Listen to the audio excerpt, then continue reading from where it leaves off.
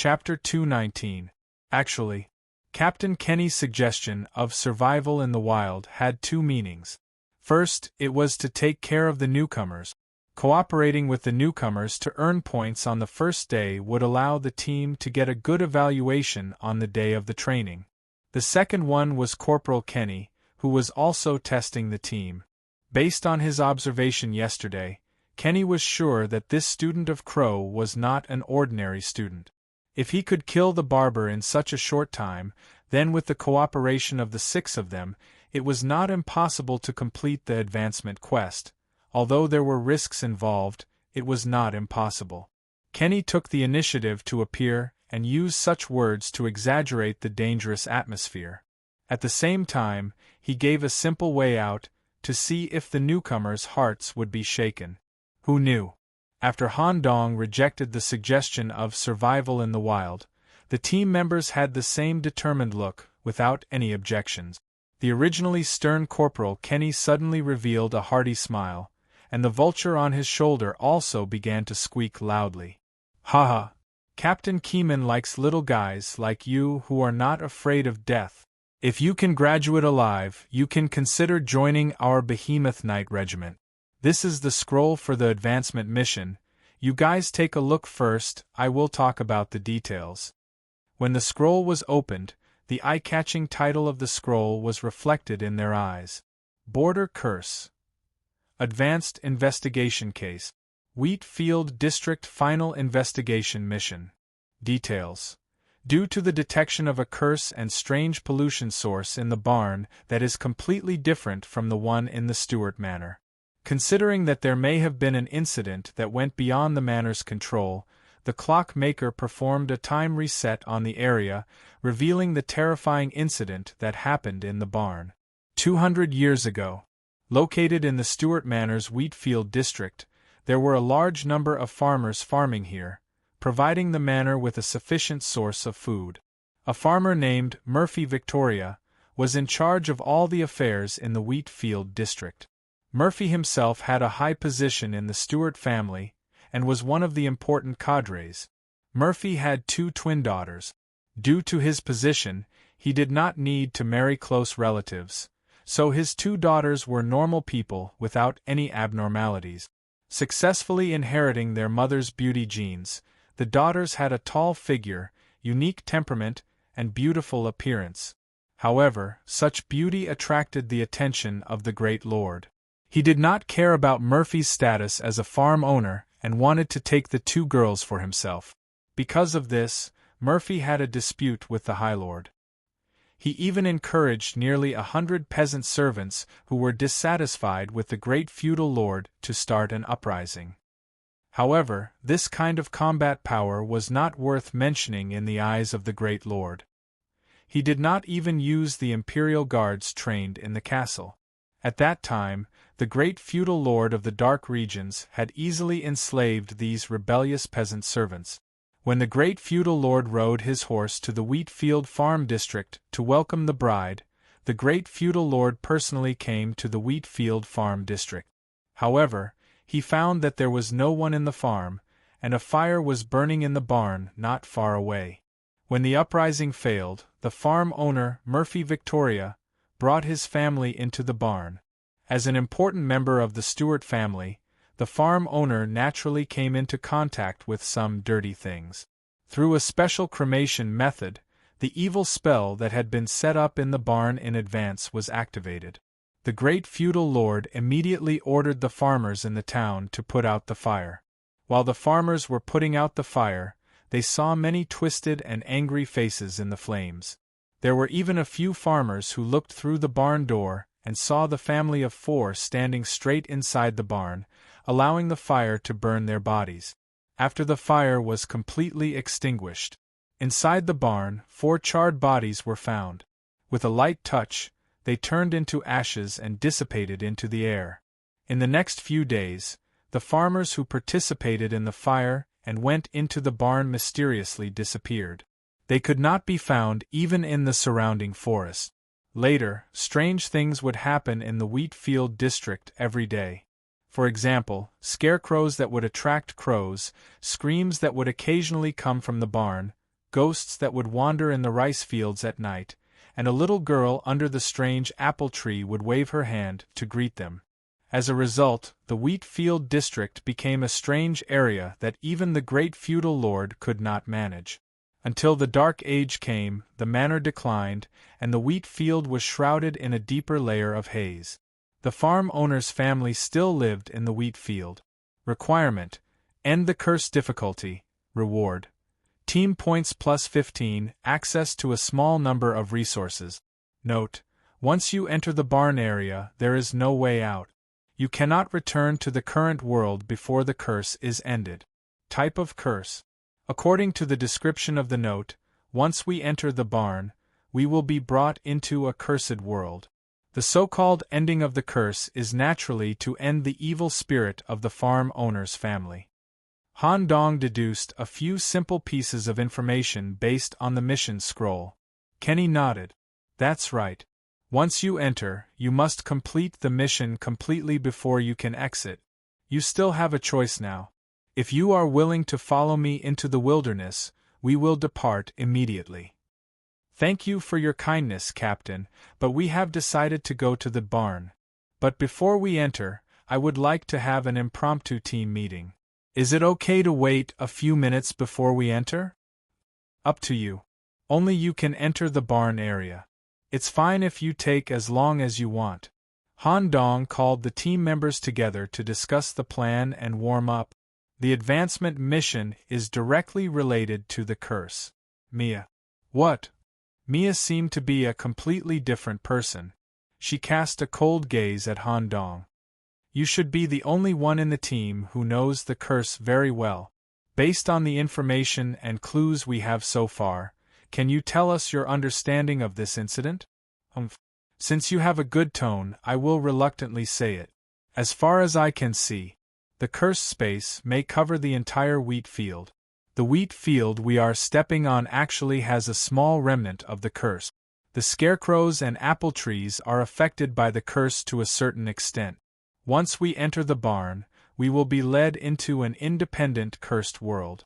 It may be difficult to find the 4 cursed spirits and eliminate them.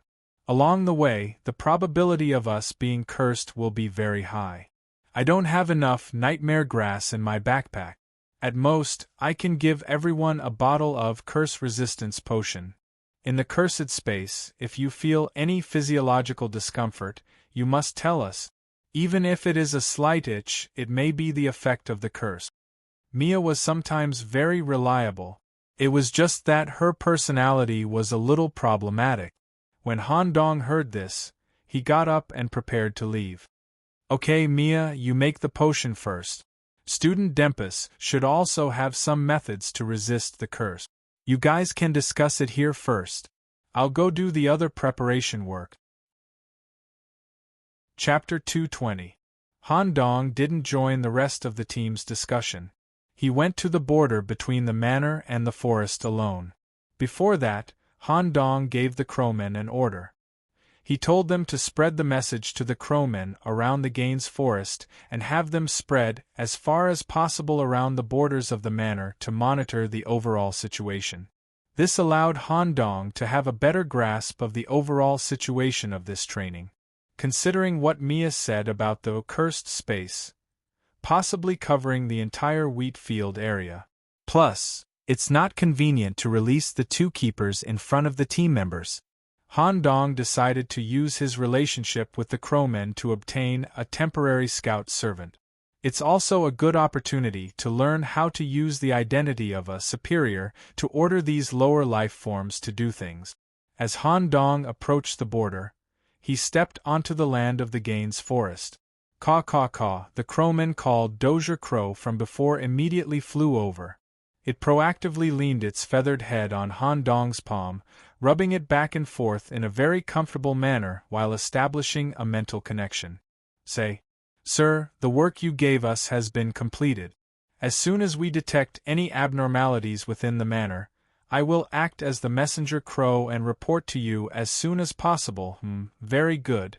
Also, there's something else I need your help with. Dozier Crow is prepared to die at any time, not to the extent of dying, But I need you to act as my follower for a while and follow me to a more dangerous place. Your main job is to gather information, all right?"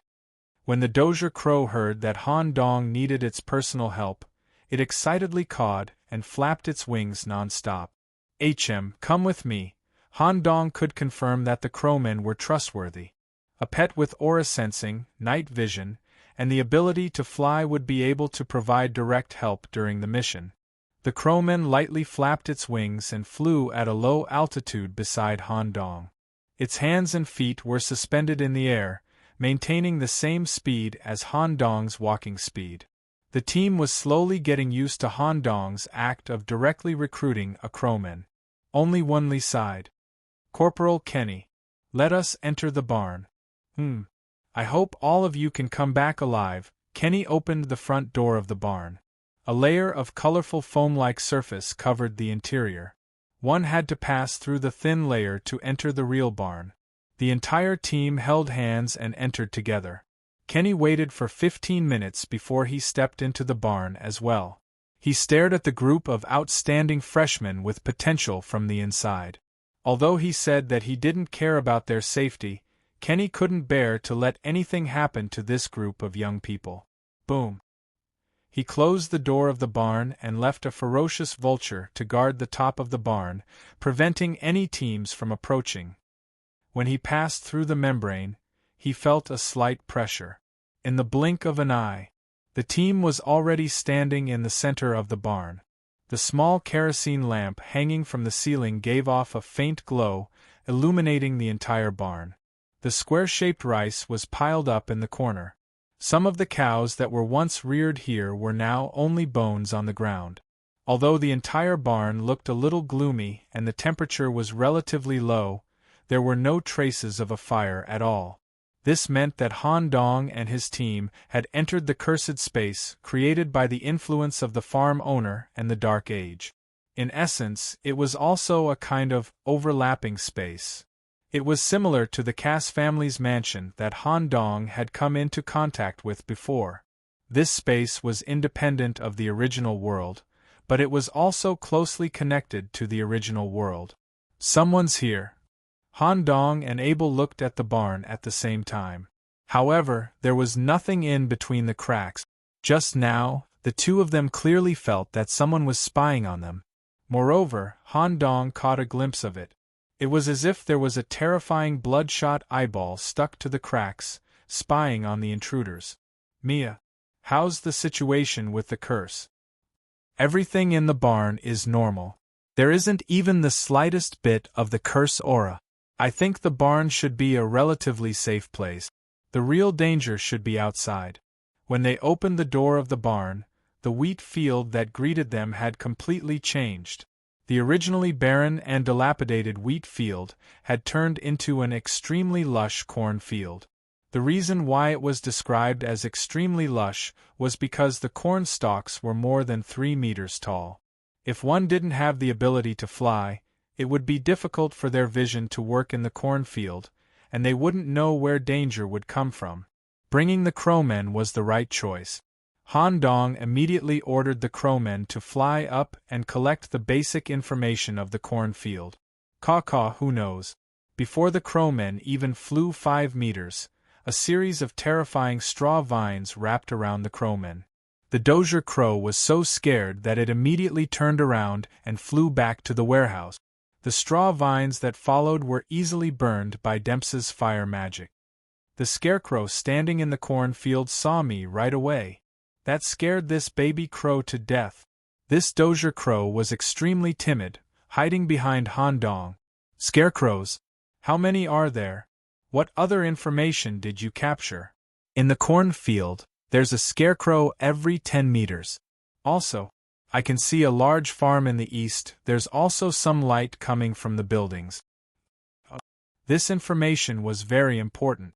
There's a high chance that the family that committed suicide because of the curse lived in the farm. "Well done." While praising, Han Dong also patted the crowmen on the back. This way, their goal was clear. They needed to pass through the lush cornfield and watch out for the terrifying scarecrows to reach the front yard of the farm. "All right, Let's follow the vice-captain's plan. The 6 of them were tied to each other's arms through Mia's tough spider silk. This was to prevent them from getting separated while passing through the cornfield. With Wan Li in the lead, Han Dong followed closely behind, responsible for using Little Magic Eye to observe any danger ahead of time. As for the more timid crowmen, they also used spider silk to tie Han Dong's wrists to maintain a low altitude while following Han Dong. Mia was at the back of the team. 1. She was responsible for pulling the spider silk, and 2. Because she knew curses, she could minimize the possibility of the curse attacking from behind. However, Mia's mouth was bulging as she stared at the scene of Han Dong and Miss Wan Li conversing intimately with each other at the front of the line. Let's go, just as the team stepped out of the barn and completely entered the cornfield. At the same time, several strange and different voices came from all directions. It seemed that in this cornfield, the scarecrows were not the only dangerous things, there were also other hidden terrifying life forms. Chapter 221. The farm, the dining room in the main house. It was stinky, rotten, dirty, and dark. The round wooden table was filled with food made with reference to a dark cuisine recipe. The food was at most medium rare, and various liquids were still on the surface of the food. There was even some kind of living creature wriggling in the body of the large turkey placed in the center. Victoria's family of 4 was eating here. The 4 of them had different forms. Farmer Murphy Victoria wore a checkered shirt and a butcher's apron. He also wore a worn linen headgear. When eating, he needed to stuff food into the mouthpiece at the bottom of the headgear. He seemed to have been cursed, so he had to wear the headgear at all times. Mother Balin Victoria was nearly 3 meters tall. There were a number of fingers of different lengths on her palms and feet. Her fingers moved very quickly, and she ate quickly by pinching and biting.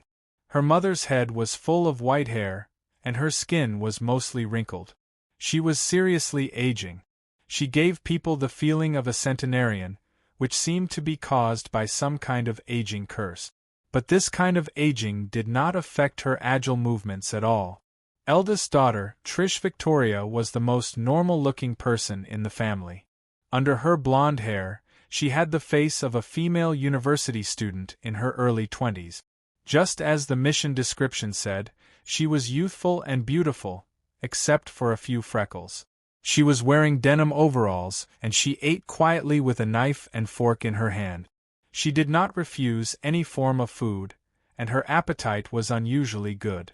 Youngest daughter, Rosie Victoria, looked like she had just reached adulthood, but her skin was made of cloth, as if she had been cursed. Rosie's mouth was also sewn with many lines for some reason.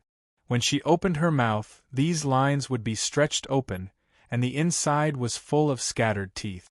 Even her tongue had tooth structures, which made it convenient to chew and eat. Cursed house. That's right, this family had always lived here. The arrival of the Dark Age gave them an even more terrifying curse power. Even if the Great Lord sent people to try to expel the family, no matter how many people were sent into the barn, they could not come out. During the meal, the eldest daughter Trish blushed a little. She suddenly stopped eating and said, "I saw intruders in the barn just now. They didn't seem to be the Great Lord's men. One of them was a bespectacled boy who looked very elegant. He's my type." Her mother, who was sitting on the other side with her head on the ceiling, said, "Trish, do you need me to bring him back?" "No, I'm already an adult.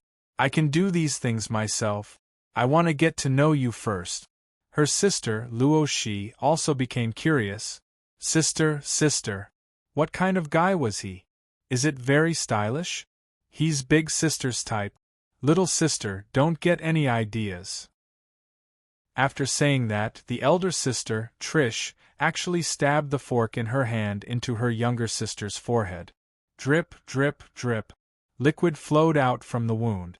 However, his sister was not angry at all. She even had a cheeky smile on her face. "I know. Didn't a group of people come? Maybe there's someone I like." "Sister, you're so stingy." Trish pulled out her fork, rolled up the black spaghetti on her plate, and continued eating. Sister, tell me, what kind of people are there? Following the topic brought up by the elder sister, the whole family began to talk and laugh. Only his father remained indifferent and ate quietly. Among the lush cornfields, the small group of people was slowly moving towards the farm area. Han Dong used his little magic eye to see through things and avoided the scarecrows as much as possible. However, after walking less than 10 meters, the spider silk tied to everyone's wrists was pulled slightly.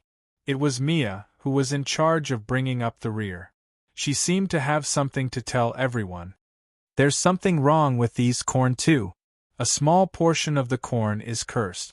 Once you touch it, you'll be infected. Let me lead the way. Oh, Wenli was kicked out of the front row before she could even warm up her seat. She could only follow behind Han Dong. As for the task of bringing up the rear, it was all left to the magician Demps. When Mia brushed past Han Dong, she softly spat out 2 words, scumbag. Han Dong did not care about this title and asked, Mia? If we want to avoid the cursed plants, we'll run into the scarecrows, right? Do you think it's better to avoid the plants or the scarecrows? Avoid the plants. Mia's answer was very decisive. Then I'll leave it to you. Scumbag. I don't want to talk to you. I'm only in charge of bringing you out of the cornfield. As for the matters in the farm, I won't try my best to help. With Mia leading the way, after avoiding several cursed plants, they happened to run into a scarecrow. It was different from the traditional dummies made of straw. The scarecrows here were meticulously made. First, a 4-meter-tall wooden cross was used as a fixed support and was firmly inserted into the ground. Then, the scarecrow was fixed on the cross.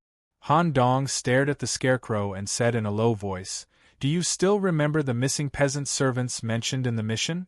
It seems that they were all caught and brought here to work. That was right. Those that were inserted into the cornfield were all real scarecrows. Using the peasant servants as the prototype, their bodies were fused with the straw. So much so that straw overflowed from their orifices, eyes were normal, and there were also a lot of traces of straw stitching on their skin. Once the scarecrow caught an intruder in the cornfield, it would shoot out straw vines from its body, binding and squeezing the target dry as its own nutrients. Even if the organs in these peasant servants' bodies were almost replaced by straw, they were still alive. That was the function of the curse. A scarecrow's curse sealed their souls forever in this body to protect the cornfield. At the same time, a large amount of straw immediately shot out from the scarecrow's body and quickly wrapped around Mia and Han Dong, who were the closest. Just as the two of them were about to fight, Blacksmith's grip Pa. Wenli, who was following closely behind Han Dong, reached out and gripped it. There was actually a gravity compression field formed in her palm. It forced the scattered straw vines to be compressed together and held tightly by Wenli. She pulled hard. Even if the scarecrow's body was strengthened by the curse, it couldn't resist this brute force at all. With such a pull, there was a feeling of all the internal organs being pulled out. However, the target was only the scarecrow. After the skin was broken, a large amount of straw stained with body fluids was pulled out. There were no fancy moves. She just relied on brute force to kill the target. Chapter 222. Gravity Domain? Wenli, how did you do that? Abel, who was following closely behind, was shocked. Wenli's every move was far beyond the level of her peers. This time, it was not limited to brute force, but it involved a deeper level of gravity. That grip just now? This is a technique that my master taught me. It is usually used in the forging process to shape weapons or armor. My master said that a mold is a mold. The essence of forging is a process of creation, but molds limit the effect of imagination. He asked me to use as few molds as possible and create equipment with my own hand. Okay. Abel had a general understanding of the group of teachers in the Night Academy. In the mechanic class, on the surface, there was a group of technicians in charge of mechanical manufacturing, but on the deeper level, There seemed to be a stubborn old man who did not care about worldly affairs and was in charge of forging. Now it seemed that the old man should be Wenli's master. They continued to move forward.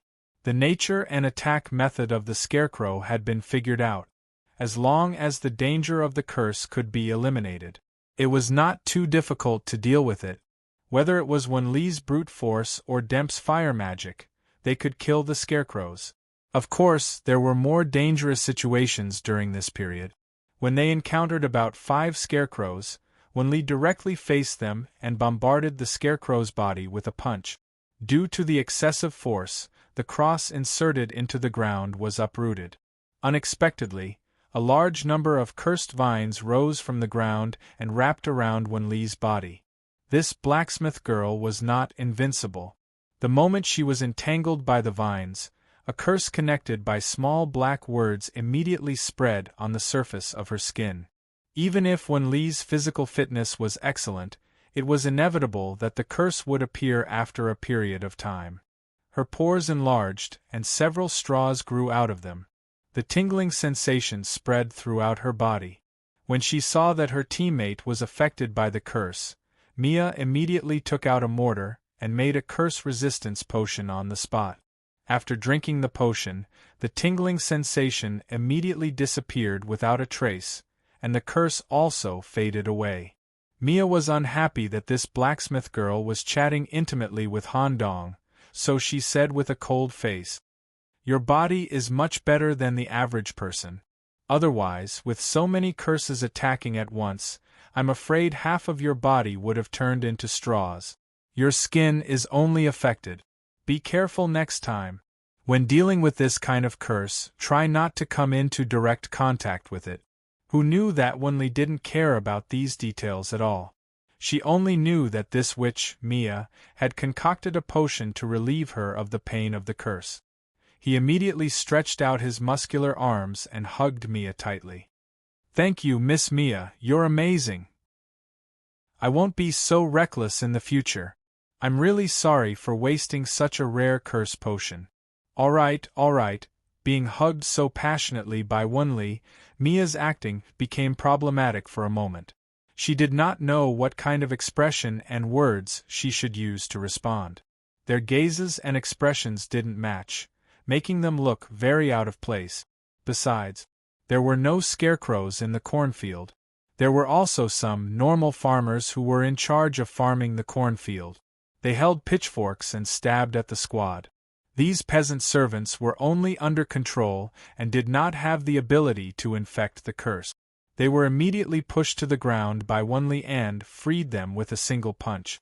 Sometimes, some locusts would suddenly appear, gnawing at the skin with their sharp teeth and entering the body to spread the curse. For this reason, Han Dong released the plague.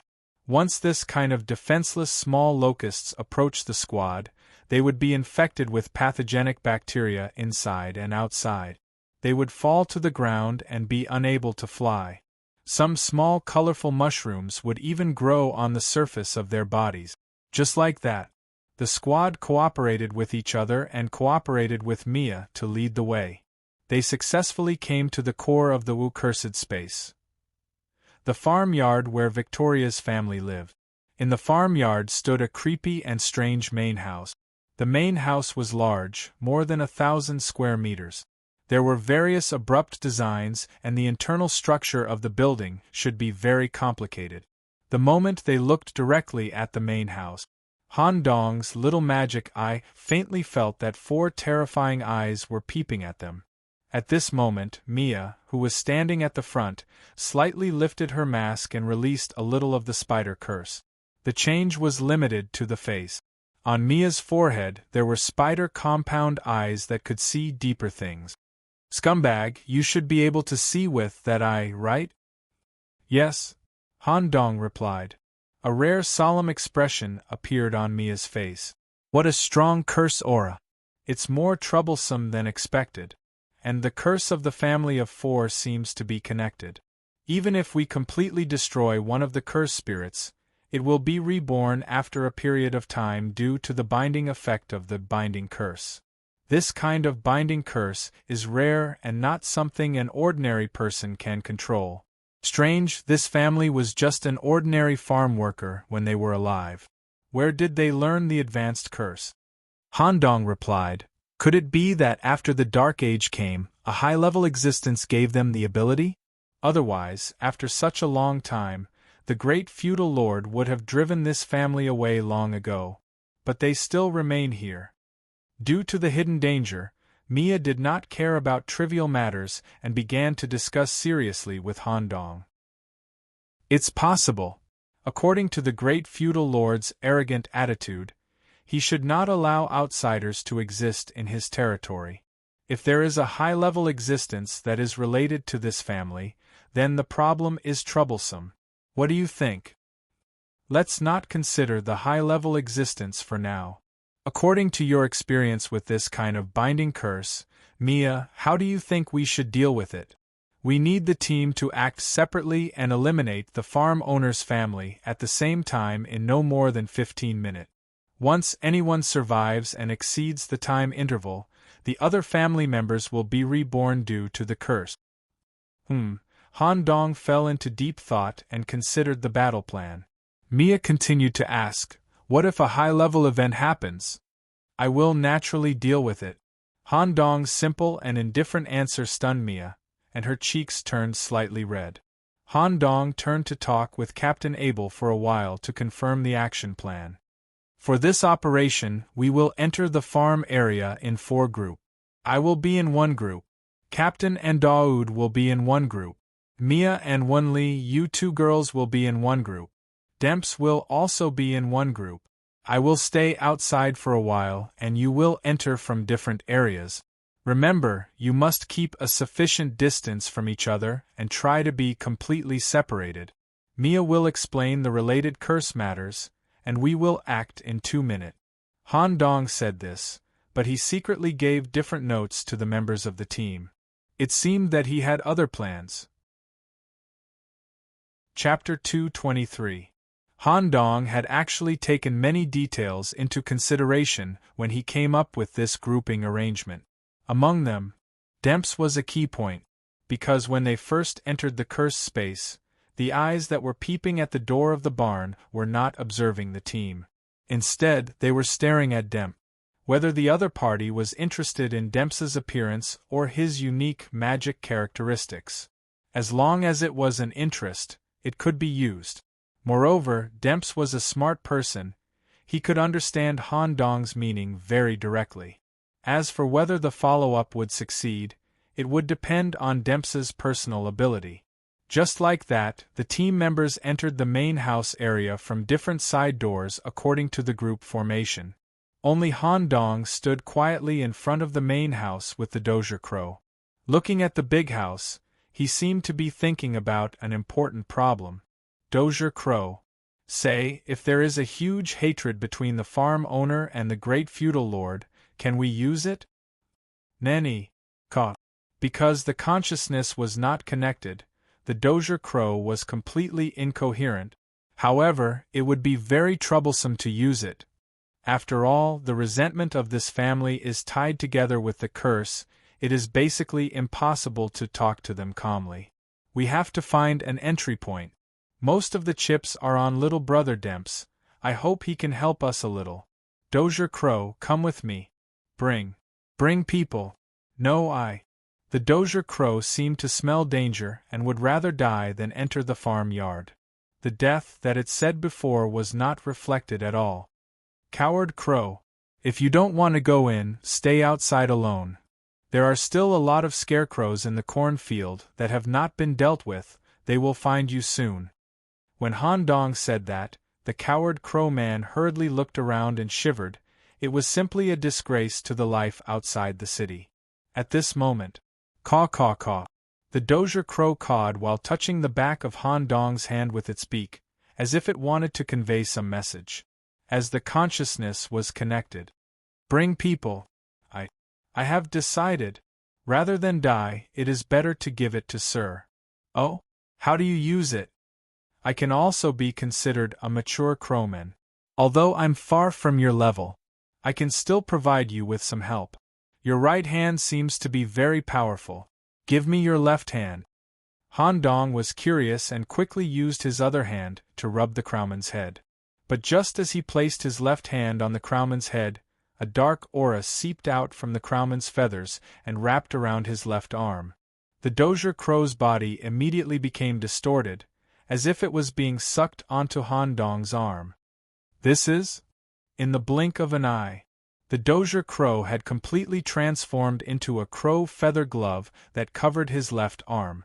The glove was about the same length as the arm, and it fit the shoulder area perfectly.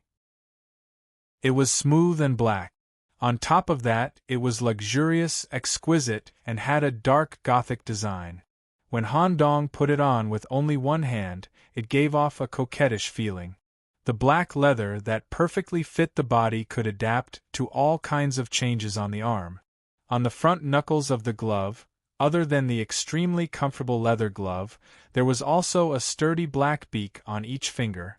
However, the design of the crow's beak was not for attacking. Instead, it could draw energy. There was also another design that was very eye-catching. On the outside of the glove's forearm, there was a layer of retractable wings. All the feathers on the Dozier Crow were gathered here, and Han Dong could control the wings to spread them out. This was the Dozier Crow's so-called use. This way, when worn on Han Dong's body, the two of them could directly communicate with each other. It really works. That's great, bring people. When you use me later, remember to supply me with energy.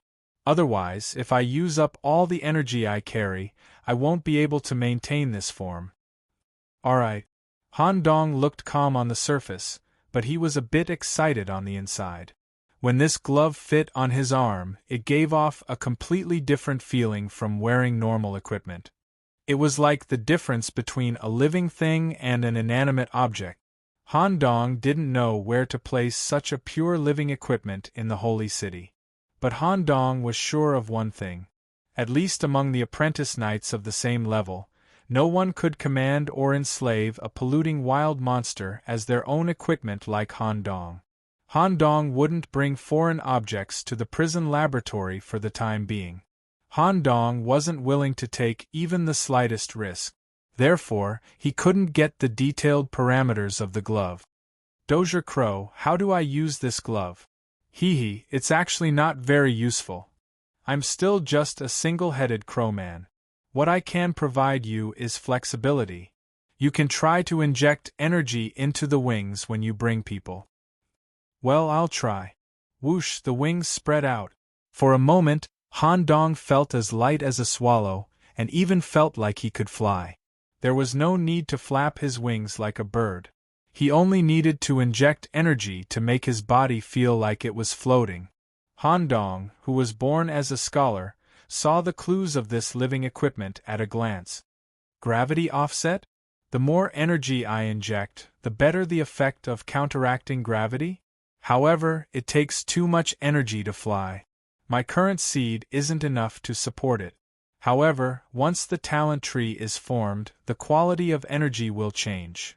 I might be able to achieve individual flight with this thing. Han Dong was still a little excited when he thought about it. Dozier Crow, you crow men should live together in groups, right? In the Gain Forest, we crow men are all in the same tribe. If there's a chance in the future, take me to your tribe.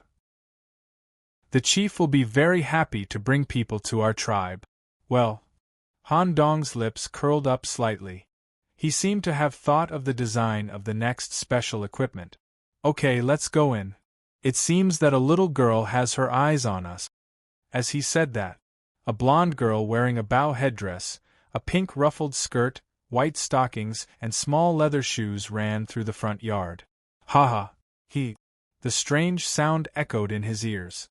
The little loli stood at the door of the wooden house on the left side of the main house and waved at Han Dong, who was at the door. She seemed to have something special to show Han Dong. Han Dong didn't reject the invitation and went straight to the wooden house where the little loli was standing. In the main house area, the members of the team also had their own encounters. Abel and the Berserker Dar were in the corridor by the window on the first floor of the main house. They bumped into the farm owner Murphy, who was holding a giant logging axe.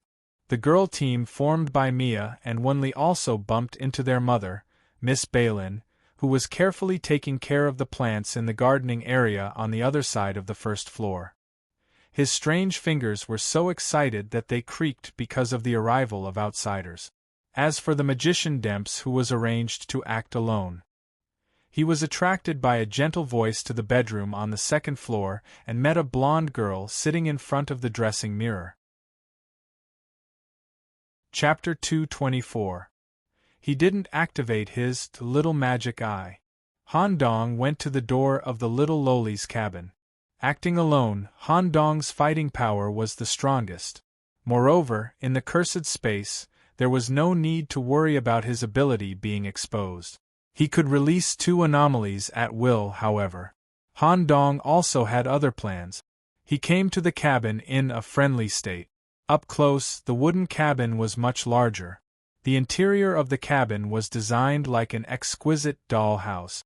All kinds of dolls of different sizes were piled up in the 150 square meter cabin. Even the space to stand was quite sparse. In fact, this kind of simulated doll arrangement itself had a strange feeling, uncanny valley effect. There were more than 100 dolls piled up here. All of them stared at Han Dong with their round crystal eyes. Candles in the grooves on the wall emitted a pale yellow light, illuminating the place. He felt that one of these dolls was alive. A girl's laughter was heard.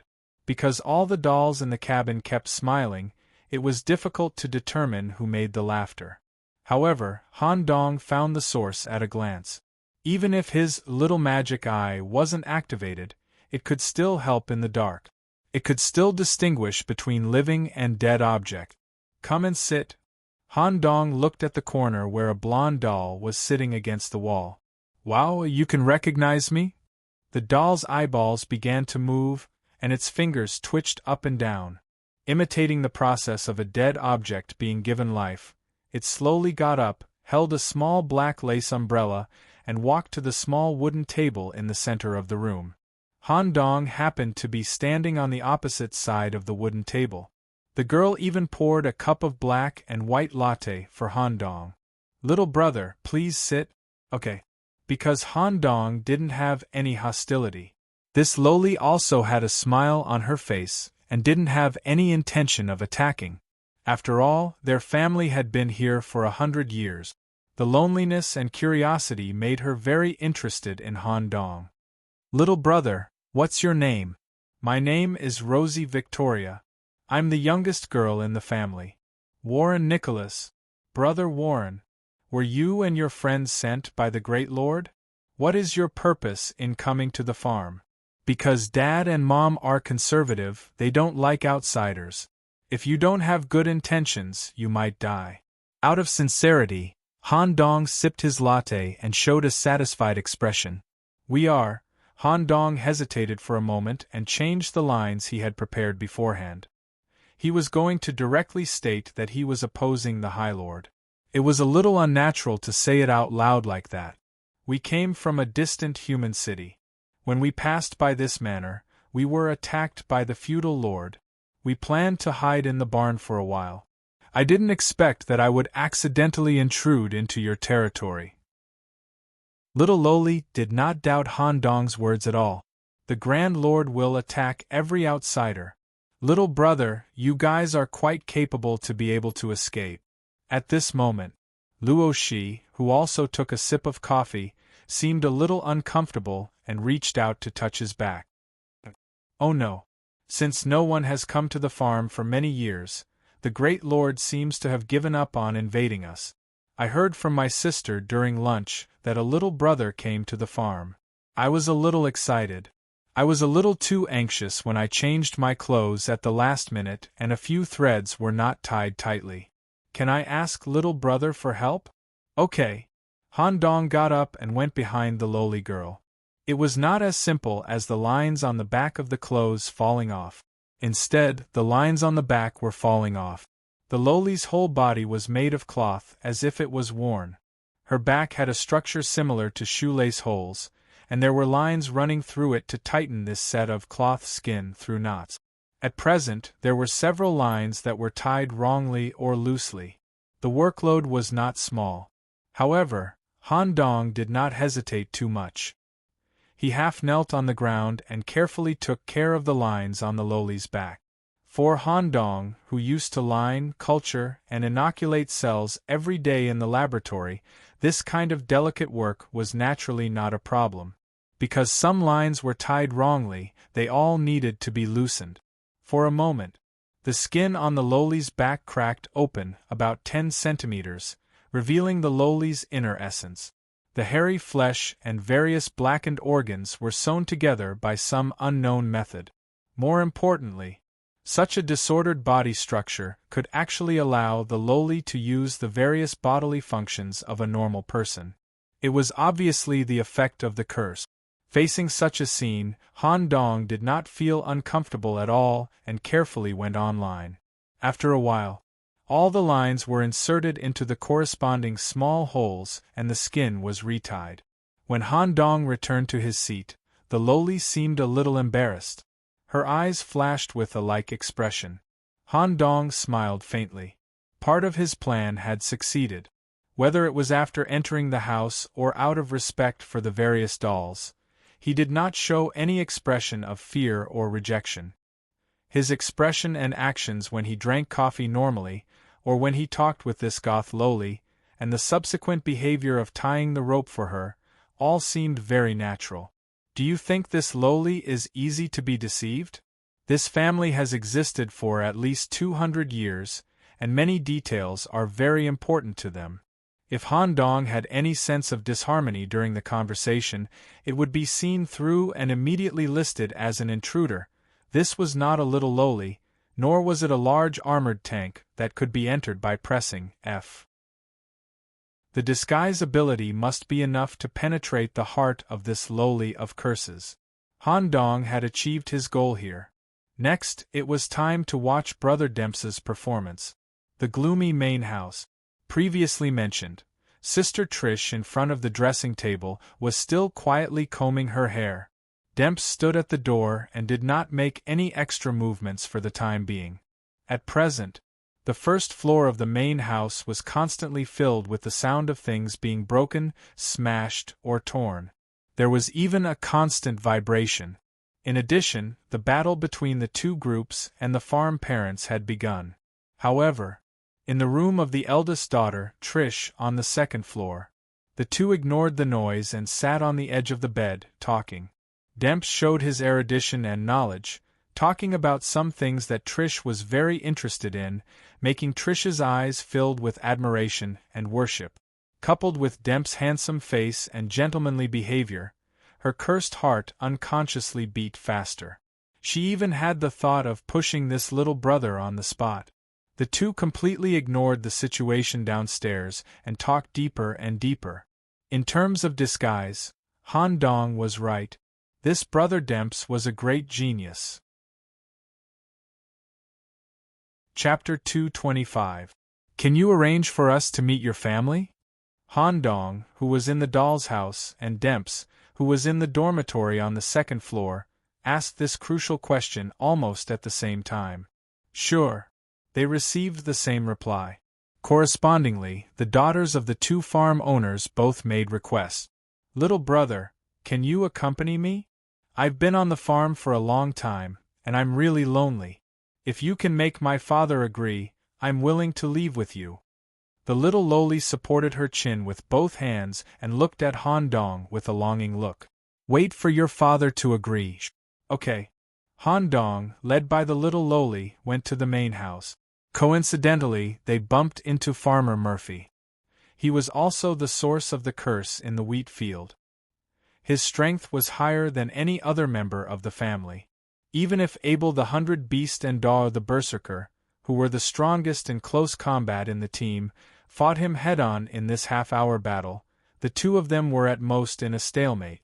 They basically could not gain the upper hand. There was only one reason. This farm owner would continue to strengthen as the battle progressed.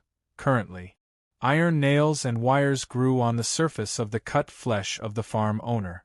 These iron nails could fix the flesh wounds and increase his defense. His overall strength would continue to increase as the battle progressed. If Spider-Mia was here, she would definitely be able to see some clues. That was, the way the farm owner committed suicide was not just to be engulfed by the fire, but to pierce his entire body with iron nails soaked in a curse solution. After doing all this, he would be engulfed by the barn fire. Nail curse. It gave the farm owner a powerful curse power. Even if Abel avoided the swing of the axe blade, the strong airflow caused by this power would still cause Abel to lose his center of gravity, and he had to stabilize his center of gravity at all times. There could not be any mistakes during the battle. Otherwise, if he was hit by the axe, it would be troublesome. There was one more thing. Han Dong secretly wrote on the paper that he had secretly given him. He told Abel to pay attention to his limits during the battle and to focus on dodging as much as possible. He also tried to explain his position and friendly intentions to the farm owner. Because of this restriction, Abel and Dowd, who was used to fighting, felt very uncomfortable. "They're finally here." Smelling Han Dong's scent, Abel heaved a sigh of relief. "Daddy, Daddy? They were forced here by the High Lord and wanted to communicate with us. Don't be angry, they mean no harm." The lowly doll stepped forward and hugged her father, trying to stop him. "Who knew, Pa?" The farm owner grabbed his daughter's head and lifted her into the air. Whoosh! The axe swung down. One of the younger daughter's arms was thrown into the air as a warning. The farm owner obviously didn't trust the intruders and planned to live here forever. This scene made Han Dong frown. The crow wings on his left arm unfurled slightly, and he pulled Abel back. Crack! The axe fell on the spot where Abel had been standing. Not only was the floor split open, but even the ground below showed deep marks from the axe. Abel couldn't help it. "Warren, I know you want to use this family to get more information about the High Lord. But this farm owner has completely lost his mind, and he even attacked his daughter. Let's deal with this normally, okay? Find a way to gather this family and get rid of them together." "Wait a bit. Demps should be done soon. If we still can't calm this farm owner's anger, let's get rid of them together." "Okay." Using the characteristics of the griffin boots and crowman gloves, he tried his best to circle around the farm owner and stall for time. Crack, crack, crack. About 3 minutes passed, and the situation became more serious. The farm owner once again underwent an evolutionary mutation. Crack, crack, crack. The meat wriggled, and a thick arm fused with meat and iron nails grew from the farm owner's back to help him hold the giant axe. The speed and strength of the axe increased. The axe swung down. The wind caused the wood shavings in the room to fly everywhere, and Han Dong, who was closest to the axe, lost his balance. "Dad, no." The youngest daughter, Luo Shi, who had lost an arm, ignored the danger and hugged the farm owner from behind again. It was not easy to find a little brother who could buckle her belt for her, and she did not want him to become the storage in the fridge. But the axe didn't show any signs of slowing down. It aimed at Han Dong, who lost his balance and swung down. "Warren!" Abel was shocked. He knew that Han Dong wouldn't be able to dodge this attack. At this critical moment, pure seed energy was transferred into the crowman gloves, and the wings on the side of the gloves fully unfurled. A faint shadow of a crowman appeared behind Han Dong. A few spiritual black feathers also appeared around Han Dong's body. The equipment's special effect was fully activated, together with his crow characteristics. Whoosh! While he lost his balance, he used an ability similar to flying to quickly drift backwards. The falling axe only managed to cut open a shadow. Now it was Han Dong's turn to make a decision. It would be dangerous if he delayed any longer. At this critical moment, footsteps could be heard in the hallway. His eldest daughter Trish and mother Balin walked out one after another. Demps and 2 other female team members also followed behind. It was obvious that the plan had succeeded. Demps had asked his eldest daughter Trish to successfully convince her mother. "Murphy, These young people might really be able to help us kill the despicable great demon lord. I think we need to sit down and have a chat with them. Otherwise, if we continue to wait like this, we'll never be able to complete our revenge. Mother Balin's persuasion was effective, making the irascible farm owner stop chasing Han Dong, but, whoosh, the farm owner actually turned around and cut off Balin's legs as punishment for interrupting him. It was obvious how high the status of the farm owner was in the family. However, the farm owner didn't make any follow-up moves. He dragged the axe and left the area. The persuasion was successful. His youngest daughter Luo she picked up and reattached her severed arm, saying happily, "Yeah, that's great. Dad seems to be willing to communicate with you guys. Hurry up, don't let Dad wait too long. Let's go." Demps and his eldest daughter Trish were very close, walking at the front. The team members followed closely behind. As for Mother Balin, who had her legs cut off, she crawled at the back. She didn't care about her broken legs at all. Due to the effect of the curse, they would grow back after a while. His eldest daughter was sticking close to Demps, and his youngest daughter was also clinging to Han Dong. Captain Abel frowned and asked, "While we were fighting hard and worrying about not hurting the farm owner, you guys couldn't have been flirting, right?" Han Dong pretended not to hear and didn't answer the question directly. "Captain, I'll handle the negotiation later, try not to talk." "Okay."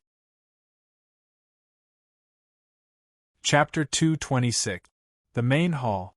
During the 30 minutes of negotiation, the farm owner was playing with nails and wires the entire time, inserting iron nails soaked in cursed potion into his body at different points to strengthen his curse. "That's about it. When the time is up, I will send a crowman to inform you.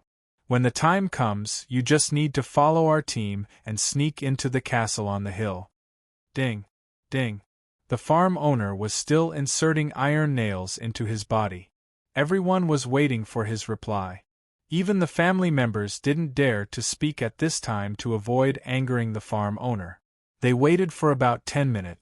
The farm owner had inserted a bucket of cursed iron nails into his body. The atmosphere slowly became heavy. At this moment, all the members of the newbie team more or less made some movements, ready to switch to combat mode at any time. The next second, the farm owner lifted the giant axe with one hand and pointed it in a certain direction at home. This action surprised Mother Bell. "Dear, are you sure you want to do this? Tell me what you think, I'll pass it on to these young people." Belle, who was more than 3 meters tall, crawled in front of her husband and put her cheek in front of the linen hood. A strange tongue came out of the linen and entered Belle's ear, using this method to carry out a conversation between husband and wife. After listening, Belle arched her back and crawled in front of Han Dong. "My husband said that if you can complete the cursed trial in the basement, our family is willing to agree to your request." After saying this, Yi Zichen smiled. Belle then quietly moved closer to Han Dong's ear and whispered, "My youngest daughter, Rosie, seems to like you a lot. Also, you were able to stop my husband's rage. You meet one of my important criteria for choosing a son-in-law. It's very dangerous down there. I suggest you don't go down there. If you're willing to be my son-in-law, I can communicate with my husband and have him deal with this matter in a different way. No need. Please tell Murphy that if I meet the requirements, please keep your promise." Sigh. "What a pity, you're a good young man." Mother Bell stopped trying to dissuade him and quickly crawled to where the axe was pointing. Turning the decoration on the wall, the stone door opened to reveal a secret passage. As soon as the secret passage was exposed, a curse in the form of words spread out along the wall. This secret passage should lead to the source of the curse. Why was the farm owner's family able to be resurrected in different forms of curses? The reason should lie below. Han Dong was about to step forward without any hesitation. Slap! Someone reached out and grabbed Han Dong's wrist. It wasn't his younger daughter Luo Shi. Instead, it was his classmate Mia, who was wearing a half-mask. Let me go with you. Han Dong didn't answer. Instead, he glanced at the farm owner. After all, the farm owner wanted Han Dong to go down alone. As the farm owner nodded slightly, Mia immediately smiled and followed closely behind. This scene made Luo Shi very unhappy, and even the thin threads on her back were broken. However, because of the farm owner, she didn't dare to make too many moves. As the two of them entered the secret passage, the stone door was immediately blocked. If he wanted to come out, he could only pass the curse trial below. It was time to switch to their private world. Mia hurriedly stepped forward and tightly hugged Han Dong's arm. She was both happy and worried. You're really something. You actually had a way to communicate with an undead whose consciousness has been affected by the curse and resentment. As long as it hasn't completely lost its consciousness, there's still room for communication. It just so happens that we have two actors in our group. Demps San's performance was even better than I expected. By the way, what do you think about what's down there? The moment the stone door closed, Han Dong had already fully opened his magic eye to make sure that the curse on the wall wouldn't affect him. Mia also extended her long spider legs and opened up her curse domain to resist the different types of curses here. This should be what we discussed before. There might be a high-level existence who gave the farm owner the curse. The source of the curse might be the same as my own spider curse. If there really is a curse-type hybrid demon imprisoned down there, how should we deal with it? Han Dong coldly replied, I thought that you would be able to determine what's down there through these textual curses. Since you can't guess, let's go down and take a look. Mia immediately pouted when she heard this. High-level curses are all presented in words, okay? Even if it's a cursed object, the textual structure can be discovered. Do you think everything is as simple as you think? Han Dong didn't say anything else. There was a staircase at the end of the secret passage that led downward. They followed the staircase to the basement. Judging from the style, this place seemed more like a sacrificial room. All kinds of strange sacrificial drawings were drawn on the walls. The thick curse aura even condensed into words in the air. Han Dong's forehead was already dripping with sweat. Once his seed's energy was exhausted, it would be unable to resist the curse and would be completely invaded. It was different from what they had expected. He didn't see any cursed life forms below, nor did he see any high-level existences as he expected. The source of the curse turned out to be a dark gray metal bell placed on the sacrificial altar. Is this the source of the curse that gave the Victorians the curse?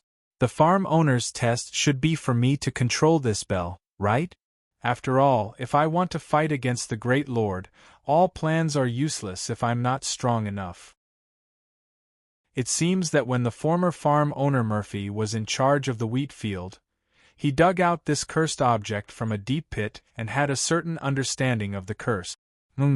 That should be the case. Mia stared at the bell with greed in her eyes.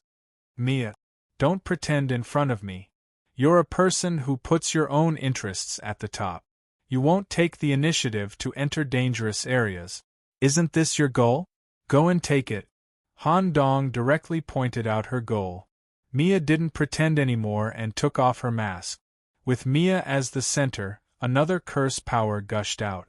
Between the ground within 2 meters, a large number of small spiders drilled out, completely isolating the curse. Mia stared at the bell with a somewhat morbid look. I never expected it. I actually encountered the curse vessel in this place, and the quality is good. Just as Mia was about to step forward to take it, she was gently pulled by Han Dong. Let's make it clear first, this thing belongs to you. But in the next training operation, you have to listen to my command. Okay. I'm very obedient. After Mia took off the mask for a while, she had undergone a large-scale change. Her fingernails were completely dyed purple, and they were 20 centimeters long. Snap! She pinched the bell. Ring, ring, ring. Then, before Mia could do anything, Fong Chio's expression changed. The bell rang by itself. Chapter 227. Mia? I didn't move. This curse vessel moved on its own. Be careful, this is a sensory curse. Oh no, it's too late. Ring, ring, ring. The sound of the bell was ear-piercing. Since the bell had been heard, it meant that the curse had invaded the body through the hearing. For a moment, Han Dong, who rarely came into contact with curses, immediately felt a physiological discomfort. Blurg! His body shook and he knelt on one knee. A large amount of filth was vomited from his mouth, and there were bursts of stabbing pain in his organs. The curse was invisible. Even if Han Dong's body was protected by a layer of fungus, it was still useless. Only the latent G-virus could resist the erosion of the curse in another way. When the organs were decaying due to the effect of the curse, the G-virus could stimulate the potential of the cells and perform rapid regeneration, making the regeneration speed equal to the speed of the curse's withering. It could barely support the body. But it couldn't go on like this. Han Dong could only use a stage of the potential of the G-virus. If it continued for a long time, it would be unable to regenerate due to energy dissipation. It could even cause genetic disorder due to excessive stimulation of the cell's potential. In serious cases, it could lead to death. The curse strengthened and the pores expanded. The filthy liquid flowed out from the enlarged pores, and the situation was quite bad. The Dozu Crow sent a message. Bring someone. I'm afraid that only our tribe's crowman elder can remove this curse. You're not in good health, please leave here quickly. Han Dong was indifferent and looked at the stone platform in the center. Even if his mouth was full of filthy and smelly liquid, even if his teeth were loosened in a large area, Han Dong still spoke in a normal tone. Mia, is this all you can do? The seemingly normal and simple question touched Mia's heart. Some special memories flashed in Mia's mind. She used to live in the civilian area and was treated inhumanely all day long. The words she heard the most were similar from her parents. What's the use of you? Just die quickly. In an instant, Mia's pupils were completely dyed black and purple. Lines of text-shaped curse lines covered her body, and the spider curse was further activated. Even if Mia was pretending to be weak, her strength was not as high as imagined. The level of curses that she had truly come into contact with was actually not that deep. When he further activated the curse, the relevant text covered his entire body. If Mia did not control it well, she would be devoured by the curse and turn into a mindless spider. She would be no different from the wild monsters that lurked in the forest.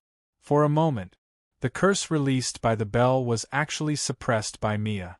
The ringing of the bell gradually stopped. At the same time, the curse that had covered the entire underground space was also retracted back into the bell. At a speed visible to the naked eye, the words on the ground and on the walls slowly returned to the bell. Just as all the curse-type characters were retracted. Hiss, hiss, hiss, strands of white spider silk were spat out and tightly wrapped around the bell. A single spider silk was tied to Mia's waist to complete the suppression of the curse vessel. Phew! Han Dong heaved a sigh of relief and leaned against the wall, panting heavily. Relying on the G-virus's controllable regeneration ability to slowly replace the body eroded by the curse. Right at this moment, a dangerous aura suddenly appeared. Mia, who released the high-level curse, suddenly tilted her head. She stared at Han Dong with a large number of compound eyes, overflowing with murderous intent. The reason was very simple. Han Dong's words just now made her a little out of control. The 4 hairy spider legs could penetrate Han Dong's body at any time. However, Han Dong did not make any defensive moves. He just quietly stared at Mia. The most simple eye contact was to convey emotions and information through the pupils. Slowly, Mia's purple-black pupils gradually dissipated. I'm sorry. I didn't mean it. I couldn't control myself just now. When Mia's consciousness returned to normal, she quickly put on the mask. She sealed all the spider curse and made a pitiful expression to apologize to Han Dong. She then used the round table here to make potions for Han Dong on the spot. Han Dong shrugged. Through this incident, he roughly understood Mia's background. I thought you could completely control the spider curse. It seems that you're just a vessel. Mia brought the freshly ground herbs over and answered a little embarrassedly, "Oh, I'll control it sooner or later. Drink it." I increased the amount of nightmare grass. It can quickly remove the curse effect in your body. At the same time, I also mixed in the golden fern. It can heal your internal injuries. After drinking Mia's herbs, the remaining curse in his body was immediately removed. His body's functions recovered to 80 to 90%. It had to be said that Mia was very talented in herbology. She could be considered an all-around support. Han Dong got up and left. When he brushed past Mia, he whispered, "Well done." Hearing the rare praise from Han Dong, Mia's face was full of excitement. It seemed that she was even happier than when the witch praised her. She hurriedly stepped forward and held his arm. She no longer cared about the previous matter. "Thank you. I'll be obedient. During the training, you can ask me to do anything you want." "Okay."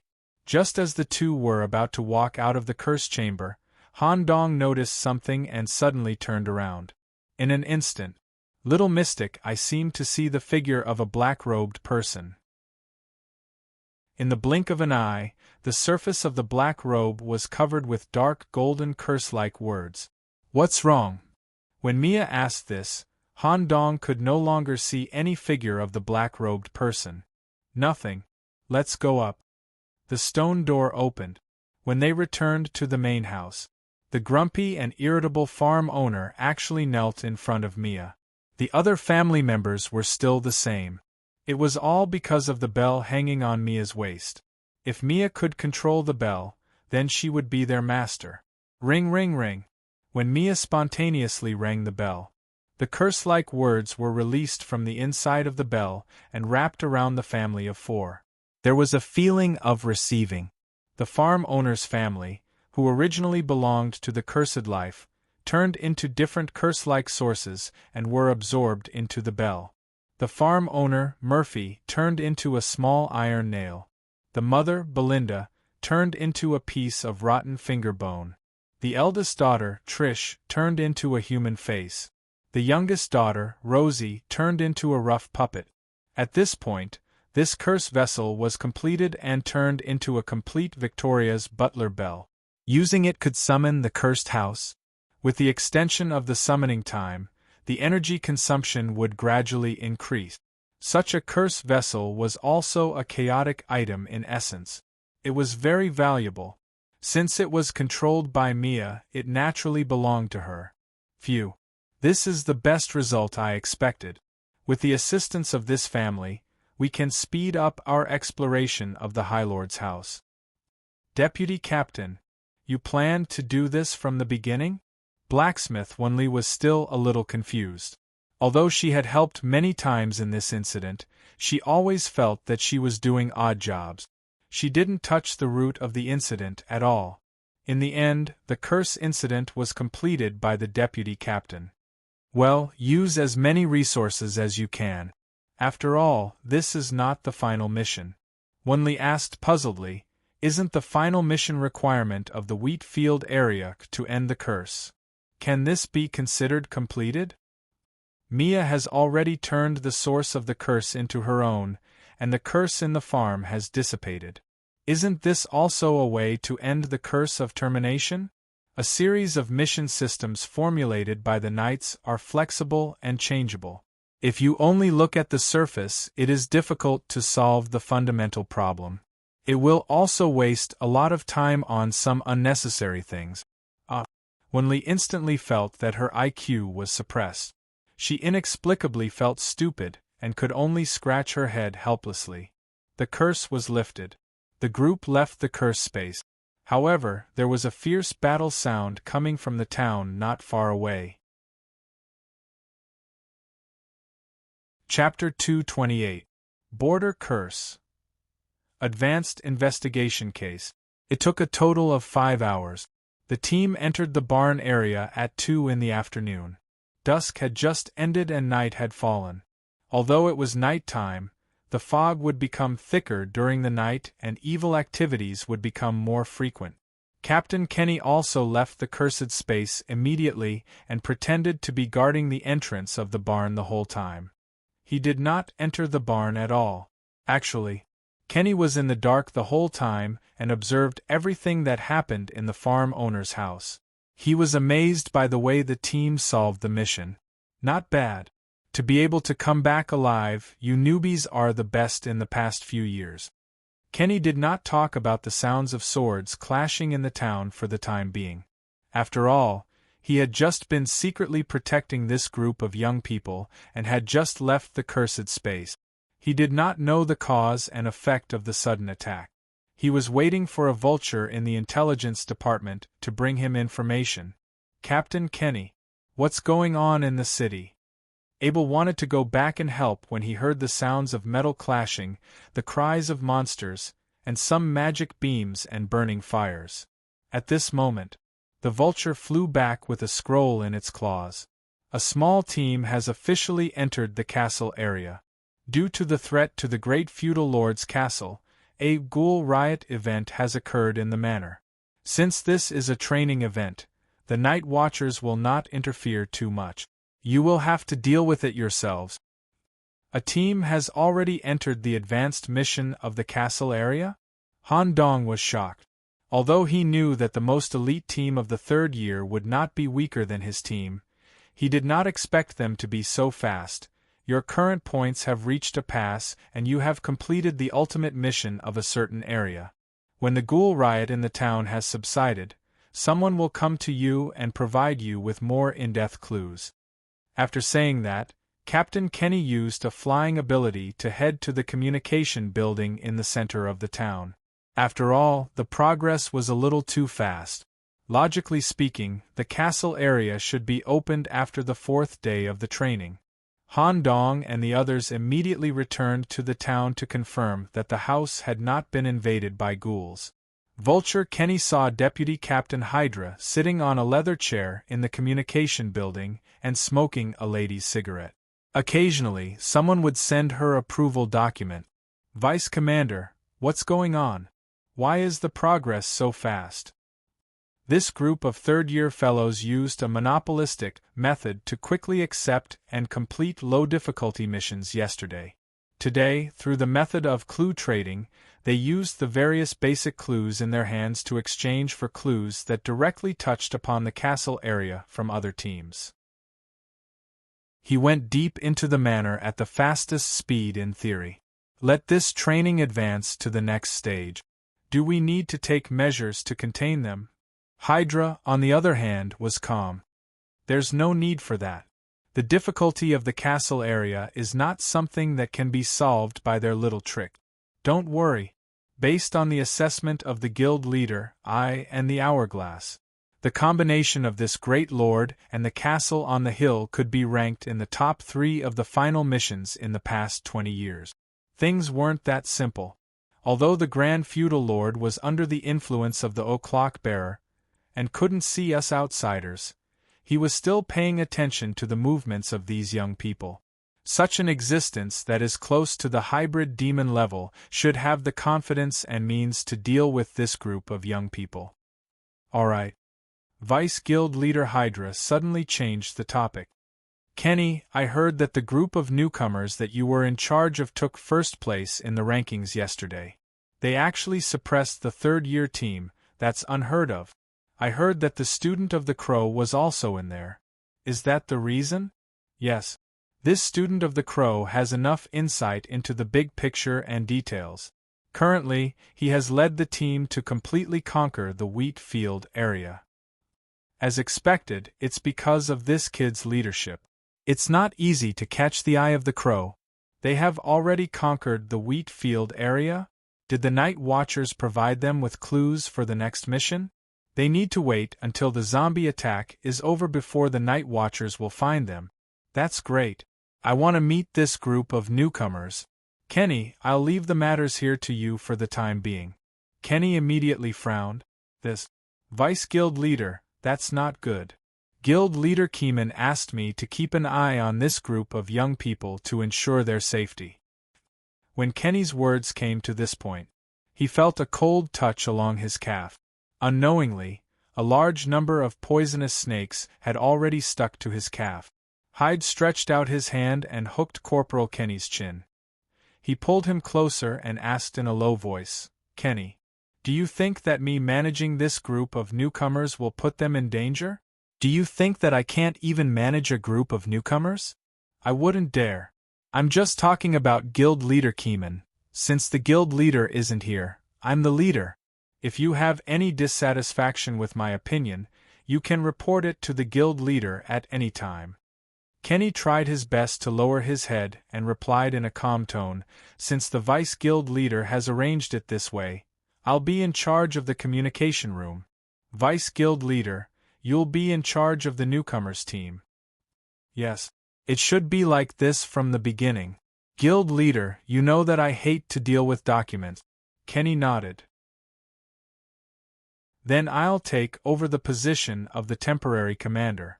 I'll manage the collective training in my own way." "Up to you." Hydra handed over the relevant, important documents and even the commander's medal to Kenny. She then walked out of the communication building with seductive step. Kenny secretly clenched his teeth with a vicious expression. "I need to report this to the guild leader when I go back. Hydra is too self-centered. She might cause a huge problem for our behemoth knights in the future."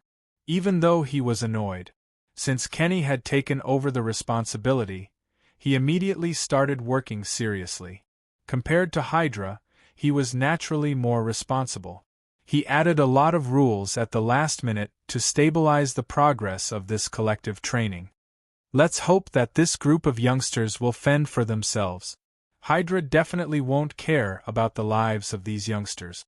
In the town area, ghouls kept emerging from the ground and wantonly attacked the visitors here. Since every residence was set up with a barrier, it was easy to defend and hard to attack. They only needed to slowly think of a way to kill the ghouls inside. Han Dong naturally knew where the ghouls that kept emerging from the ground came from. This number was just a drop in the ocean for the ghoul factory that was buried deep underground. Let's go. Wherever Han Dong went, the ghouls would automatically avoid him. This was because Dr. Swollen, who was in charge of the ghouls, was one of Han Dong's underlings. Just as the team successfully returned to the residence and closed the door, tap, tap, tap, the sound of high heels accompanied by an unfamiliar and cold aura came from the staircase. Chapter 229. She had a snakehead eyebrow print, waist-length black hair, and a slim figure. She wore a scarf, a nose stud, and a silk dress that revealed her waist. She had a dark yellow skin tone. When this woman walked down the stairs in her high heels, there were many spotted poisonous snakes following her. "Deputy Leader Hydra." Abel Ryan immediately knelt down on one knee. This woman, who was almost on the same level as his grandfather, made Abel very wary. In the Behemoth Knights, Abel could communicate with any knight, but this woman was the only one he could not. His animal instinct made Abel feel an inexplicable sense of danger every time he saw this woman. Hydra, who was standing at the corner of the stairs, had an arrogant look on her face as she looked down on everyone. "I swapped places with Kenny at the last minute. Now, I'm in charge of the safety of your new team. Not bad, little brats. Your investigation progress is one of the best. Even some of the trainee knights who have been here for 2 years can't compare to you. Since you have completed the ultimate mission of this area, I will give you the next step. But before that, you come with me." Hydra was pointing at Han Dong. A sense of uneasiness lingered in his heart. Hydra was the deputy leader. According to her position in the Knights, she was on the same level as Mr. Black and White. Moreover, snake creatures were not bad in terms of perception. Being alone with such a person, Han Dong's secret was at risk of being exposed. My aggressive behavior actually attracted the deputy leader. Although it was a matter of time, I didn't expect it to be so fast. Since things have come to this, I might as well give it a try. If I can hide from such a person, it will be more convenient for me in the future. At this moment, Abel took the initiative to suggest, "Deputy Leader, can I come with you? Nicholas and I are both team managers. If you have any orders or requests, it's better for us to discuss it together." A devilish smile hung on Hydra's face. "Little behemoth, if you want to come, then come. Since it's like this, you can come too." Since there were more people, Hydra also had her eyes on a handsome young man in the team, Demp. In fact, Hydra was only interested in Han Dong at first. After all, he was Crow's student. However, when he saw this group of newcomers, she was immediately attracted by Demps's British style and unique magician temperament. To Hydra, who lived in the Behemoth Nights, such a quiet and elegant young man was a rare sight. In fact, even in the library, a magic student like Demps was rarely seen. Due to young brother Demps's intervention, the originally anticipated situation occurred. It only took Hydra 10 minutes to understand the team's current progress and the allocation of members. However, Han Dong and Abel, the two captains, came out of the room. That was right. Hydra's attention was completely diverted, leaving Demps alone in the room. Han Dong couldn't help but sigh. Little brother Demps is quite something. Abel put his hand on Han Dong's shoulder and said softly, "Demps, this person has an indescribable feeling. Compared to him, I still prefer you, Nicholas." Han Dong laughed awkwardly. "Haha, Captain, your words sound a little weird." They waited for about an hour. Then, Hydra, the vice-captain, came out of the room. Her arrogance and pressure were somewhat restrained. There was a hint of joy in her eyes, and her cheeks were faintly flushed. When he saw this scene, Han Dong's focus was not on the vice-captain, but on young brother Demps, who came out of the room with a normal face. In his heart, he said, "Demps Martin, this person must be taken care of, is a troublesome person." The vice-captain began to talk about serious matters. As the castle area has been opened in advance, as long as the team completes the area mission, they will be allowed to enter. At that time, the collective training mode will change. The way to obtain points, the way to accept missions, and the way to promote will all be changed. It will be carried out in a real-time linkage manner. Opportunistic methods will no longer be applicable. The number of points you can obtain will be directly related to your overall strength. This is a detailed instruction manual. You can take it and study it yourselves. When and how to enter the castle will be up to you. I will secretly protect your safety to a certain extent. As she spoke, Hydra's gaze deliberately stayed on Demps for a while. Then, her body split into a large number of poisonous snakes and left everyone's residence. Along with the invisible pressure and cold aura, she disappeared. Phew! This vice-captain is really scary. Captain Kenny, who was in charge of us before, although he looked fierce, I could see that he was still very good to us. But this vice-captain is a little different. Blacksmith Wunli was trembling in fear. She tried her best to lean towards the two captains. Castle Area Execution Manual. The castle area is the final area of this collective training. The relevant design, spatial stratification, and overall difficulty are higher than the other areas. There are many areas in the castle area, and most of them are in a sealed state. Only after certain conditions are met will the sealed area be opened. For example, killing core officers, decrypting mechanisms, and obtaining important keys.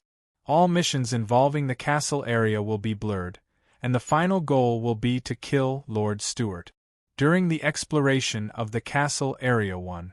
Kill the core officers in the castle area. Each kill will give you 2 points. 2. Decrypting the secret rooms in the castle area will give you 1 point. 3. Killing Lord Stuart will give you 10 points.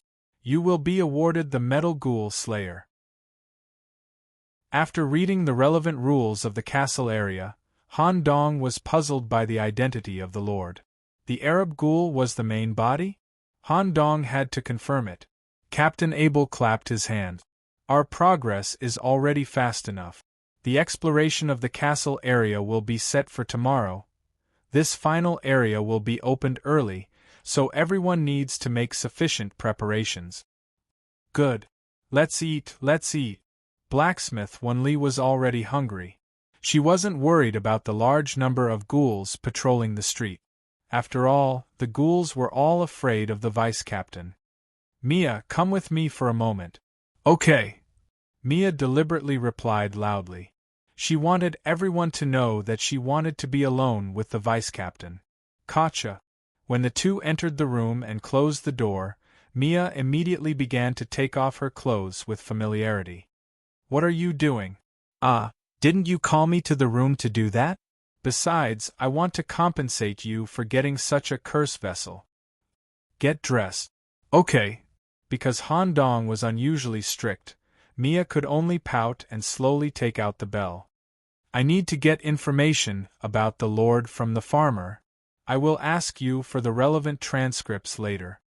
In the blink of an eye, a farmer wearing a linen bag and a checkered shirt appeared behind Han Dong. What about you? I'm going to the basement. I might be back later. Chapter 230. Basement. The wall of corpses wasn't used to block anything, but it was done on purpose. There was only one purpose. This wall of corpses was used to create the atmosphere of an underground cemetery. It increased the amount of energy in the underground area, improved the environment for pathogenic fungi, and was beneficial for the cultivation of ghouls. It wasn't just Han Dong's residence. The basement of other buildings had similar structures, but they had to dig deeper to find the underground tunnel structure. Han Dong's residence was just a wall away from the passageway. In addition, the underground tunnel was heavily polluted, and most people didn't know where it led. Without enough information, no team would recklessly go deep. Han Dong went to the basement alone. He chiseled open the wall that was originally sealed, revealing a tunnel overflowing with pollution. Sure enough, this tunnel leads directly to the ghoul factory. Han Dong walked along the passage filled with bacteria to the end. An indestructible stone wall blocked the path, leaving a small keyhole in it. If some boorish person destroyed the stone wall with brute force, it would attract a tide of ghouls and devour them. As for Han Dong, dong, he only lightly knocked on the stone wall. After waiting for less than 2 minutes, the stone wall immediately opened. Dr. Swollen, whose head was 3 times the size of an ordinary person, was standing in the inner passage. He slightly bowed his head and rubbed his small hands to welcome Han Dong's arrival. When the detection device detected an intruder and further confirmed that it was the yellow envoy, Dr. Swollen immediately dropped the work at hand. He got on his ghoul mount and rushed to the place where Han Dong knocked on the door. A ghoul mount with a skull full of tubes and a neck bound by an iron chain was behind him. The Great Lord isn't down there, right? No. Lord Envoy, please come in. Let's talk in my private laboratory in case the walls have ears. The ghoul mount that had been modified was quite good. A cushion was added to the groove on its back to act as a seat, and its speed was comparable to that of an ordinary horse. Inside, a laboratory reinforced with multiple layers of iron doors. A large blackboard was drawn with diagrams of human body analysis.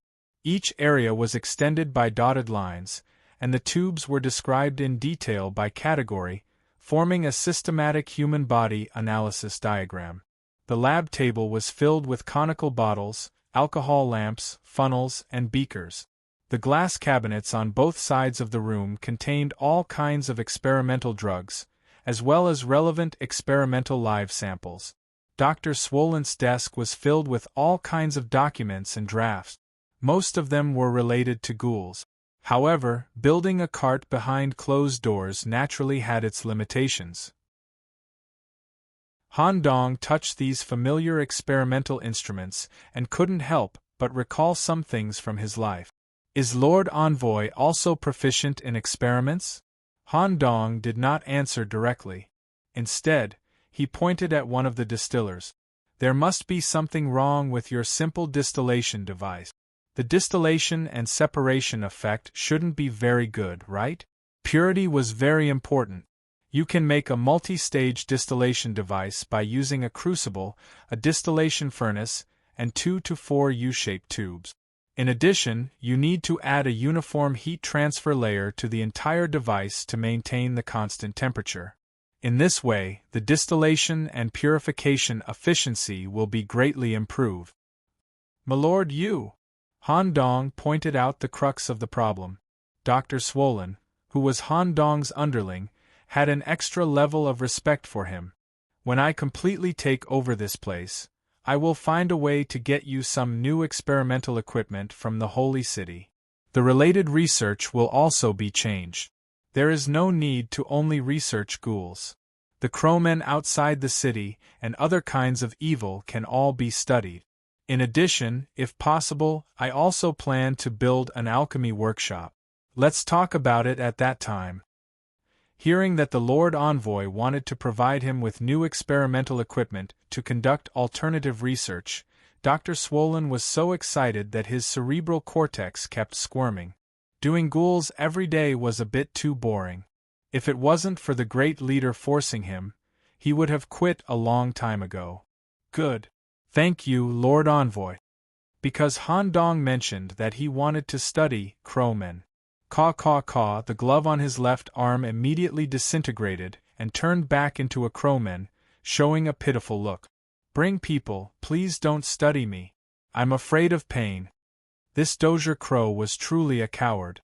It had completely forgotten about its promise to die. Han Dong explained simply, "Research doesn't necessarily mean tying you to the test bench.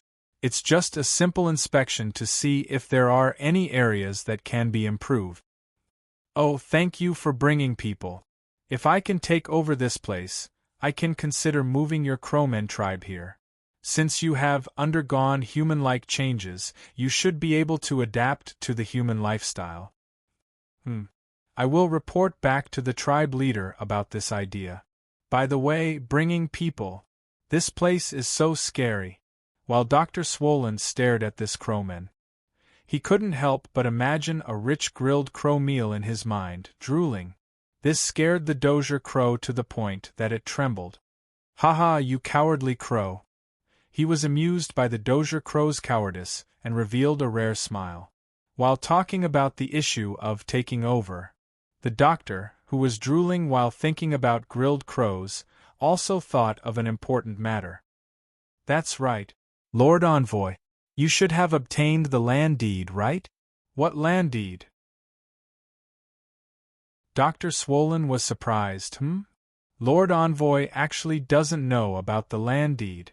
This is a bit troublesome. "Lord, are you busy right now?" "No, I'll plan to officially enter the castle tomorrow." "That's good. Let me tell you about the land deed. Even if you kill the Great Lord, you won't be able to obtain the actual control of this place. After all, this is another lord's territory. 200 years ago, humans had already lost control of the world. The land system drafted by the old kings separated the world's regions into different levels and functions.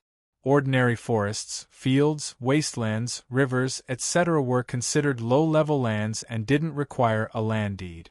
As for the former human activity areas, due to the rich resources, they could be developed into a corresponding believer area. This was of great significance to the old kings. Manors, towns, large tribes, and other ordinary and small-scale areas were all classified as mid-level lands and were occupied by the old kings in the form of land deed. Only by obtaining the land deed would one have the right to rule the area. Currently, the land deed of the Stuart Manor should be stored in the deepest part of the castle's treasury. Its value is even greater than the Great Lord's life. And the land deed is paired with the old king. Saying the name of the old king was taboo. Dr. Swollen could only write M.O. on his notebook and match it with the withered palm mark. This was to express this old king. Chapter 231. Dr. Swollen took out an exquisite scroll from the drawer and handed it to Han Dong. This is a map of the castle. I've marked each area with a number. The way to enter and the corresponding officers are all written on the back of the scroll. I believe Sir should be able to use it. You're not bad. If it wasn't for the fact that the doctor's head was slightly swollen and soft, Han Dong really wanted to pat him on the head and praise him. By the way, Doctor, do you have any way to obtain the title deed in advance? Han Dong wanted to make a move in advance. If they followed the normal way to clear the training and kill the ghoul, Lord Stuart, such an important title deed might be handled by the knights, and it wasn't something that a group of apprentice knights could interfere with. Once the knights obtained the title deed, this area would be forcibly occupied. The mysterious yellow-robed man's gift to Han Dong would be given to someone else. The manor would definitely be purified by the night. Han Dong attached great importance to the ghoul factory. With Dr. Swollen as his experimental assistant, once he obtained the rights, he would be able to create a laboratory that belonged solely to Han Dong. The mysterious yellow-robed man was right. He had to be vigilant in times of peace. Even if Mr. Black and White was taking care of Han Dong. But the one with the most authority in the Holy City wasn't Mr. Black and White, but the Parliament. If the secret was exposed one day, the Holy City would no longer be Han Dong's safe haven, and even put a bounty on Han Dong's head. Then it was necessary to have his own residence outside the city. When asked about obtaining the title deed in advance, the doctor was confused. Obtaining the title deed in advance. This is a bit difficult. The title deed is stored in the deepest part of the castle's treasury by the Great Lord. Its value is even higher than the Great Lord's life. If you don't go through the Great Lord, it's impossible to enter the treasury, let alone obtain the title deed in the treasury. Have you been to the treasury? I haven't, because the treasury's door is set in a very secret place. I haven't even seen the door. Do you have any clues as to how to open the treasury? No, the treasury seems to be built to store title deeds. The great feudal lord has sealed off all information about this, so there's no clue. I still have some clues. Han Dong unfurled the map. You said that the value of the title deed is more important than the life of the High Lord, right? The doctor nodded. That's right, the title deed and the symbol of the old king. That's the clue. Such an important item, even if stored in a safe enough place, the Great Lord might not be at ease. Since it was more important than his life, regular inspections were a must. He even needed to see the title deed with his own eyes. Only then would he feel at ease. What kind of place did the High Lord spend the most time in? Is there a bedroom? Professor Swollen pointed at the center of the map, main hall. The Great Lord's seat is located here. Due to physical or other reasons, he will always stay in the main hall and will never leave. Han Dong chuckled inwardly when he heard this. Wasn't this a clue? Doctor, you should be able to control ghouls to do things for you, right? If I give you a day to use a space in the underground area to replicate the main hall, can you do it? What's the replication rate? A day is enough. I can ask the great feudal lord for some reason and scan the main hall with a detection device. At most, the success rate can be 99%. Hearing this, Han Dong took out a tool from his pocket. It was a living tool brought out from the Destiny realm, Parasite. This is a parasite that can strengthen individuals. It should be able to be used in the research of ghouls.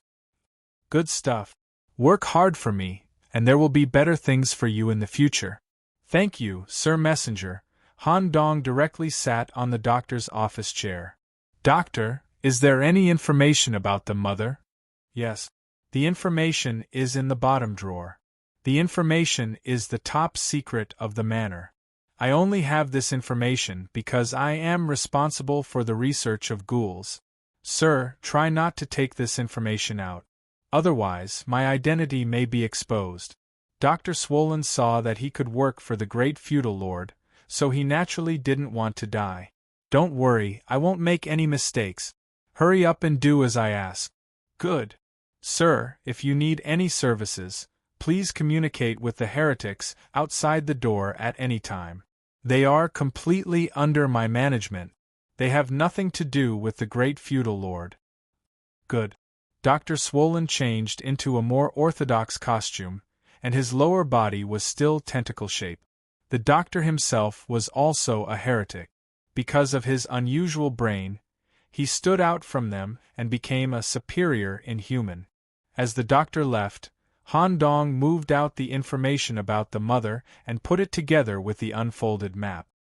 I can't let anyone know about the plan to steal the title deed. If I encounter a lack of manpower, I can only ask Mia to help. I have to burn some brain cells. Han Dong immediately entered a state of serious thinking. His left hand flipped through the information about the mother, and his right hand marked some areas on the map with a pencil. He must consider every detail and develop a meticulous plan. The great feudal lord had lived in the castle for more than 200 years.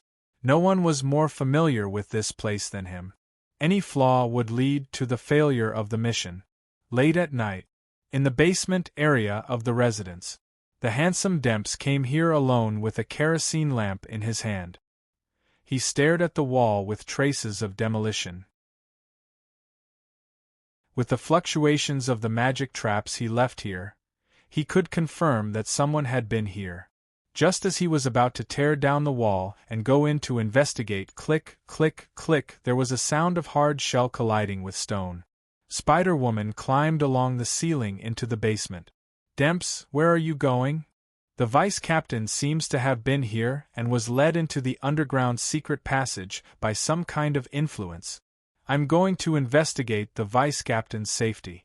Mia was not interested in this handsome young man at all. She was only thinking about Han Dong. Strange. If that's the case, shouldn't you report it directly to the captain and let everyone go together? Today you stayed in the room with that viper old woman for a whole hour. Have you become her lackey investigating the vice-captain's secret for her? The word lackey made Demps's face change slightly. For a moment, the magic barrier in the underground area was activated, and some ice crystals floated in the air. Mia, who was lying on the ceiling, immediately showed a fierce look. She seemed to be ready to fight with this Demp. What are you doing down there? At the critical moment, a voice came from the entrance of the basement. Han Dong just returned to his residence from the street area. He came down to take a look because he saw the magic light coming from the underground area. As soon as she saw Han Dong, Mia immediately restrained her fierce look and stuck close to Han Dong. Demps gently closed the magic book and stared kindly at Han Dong, who had just returned from the street. Chapter 232. Crying. I just feel that this magician is very suspicious. Wandering around the basement in the middle of the night and saying that the vice-captain is inside. Sob, sob, sob. I don't want to talk to you. After hearing the whole story, Han Dong scolded Mia fiercely. After all, Demps didn't seem to have any bad intentions, but Mia directly called him a lackey. Anyone would be unhappy. Mia, go back to your room and rest. You'll be busy tomorrow. Mia, who was used to changing her expression in Sichuan opera, immediately changed from a sad cry to an ambiguous expression.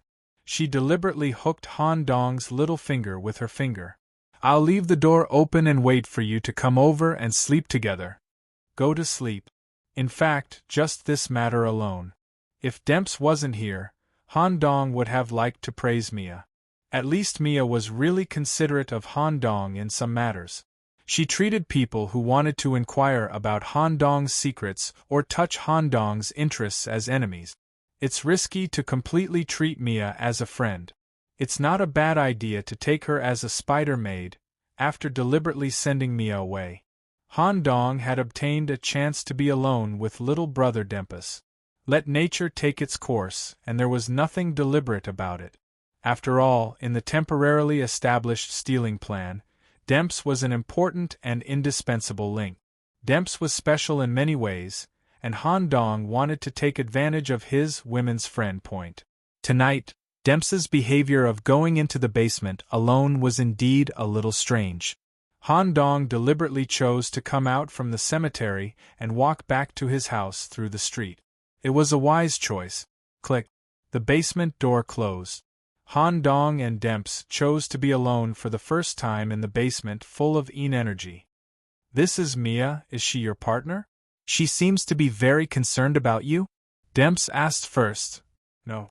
This little witch isn't as simple as she looks. Demps, you should be able to tell, right?" "Haha." Demps just smiled and used his fingers to tidy up his bangs. "Thank you for your help this afternoon." Han Dong took the initiative to express his gratitude. "It's nothing.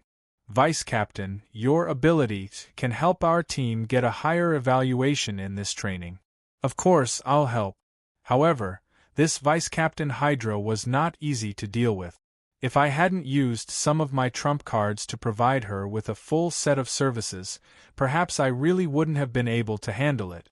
Brother Demps, I suspect you're driving." Demps naturally did not understand such internet slang. "What car? It's just a full set of services. We mages pursue the fine control of magical elements. Among them, the finger technique is a very important basic skill. Do you want to try? Finger technique? Your car." About 15 minutes passed. Han Dong, who was sitting on the opposite side of the wooden chair, was panting. His cheeks were flushed, his backpack was slightly bulging, his body was tense, and his whole body was covered in sweat. It was too comfortable. The so-called finger technique was actually a massage technique, and it was not what Han Dong imagined. Dempsey's precise control of the finger technique could precisely touch every acupoint. Through the dual regulation of the fire element and water element, the stimulation of the acupoints was strengthened. Han Dong's body could not take it anymore after 14 sets of services.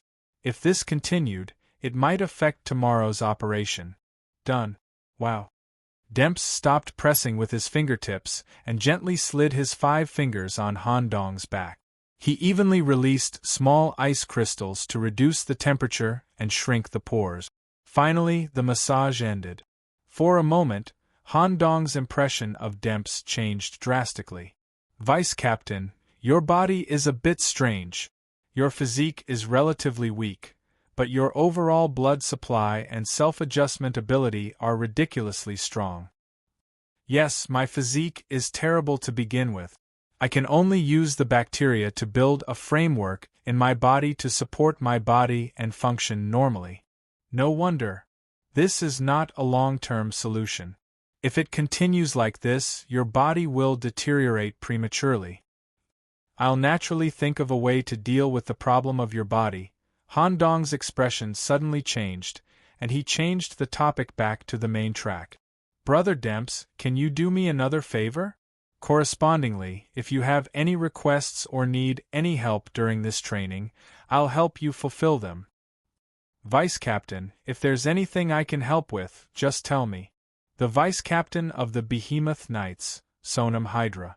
This woman replaced Corporal Kenny's position. She'll definitely secretly monitor everything when we go deep into the castle.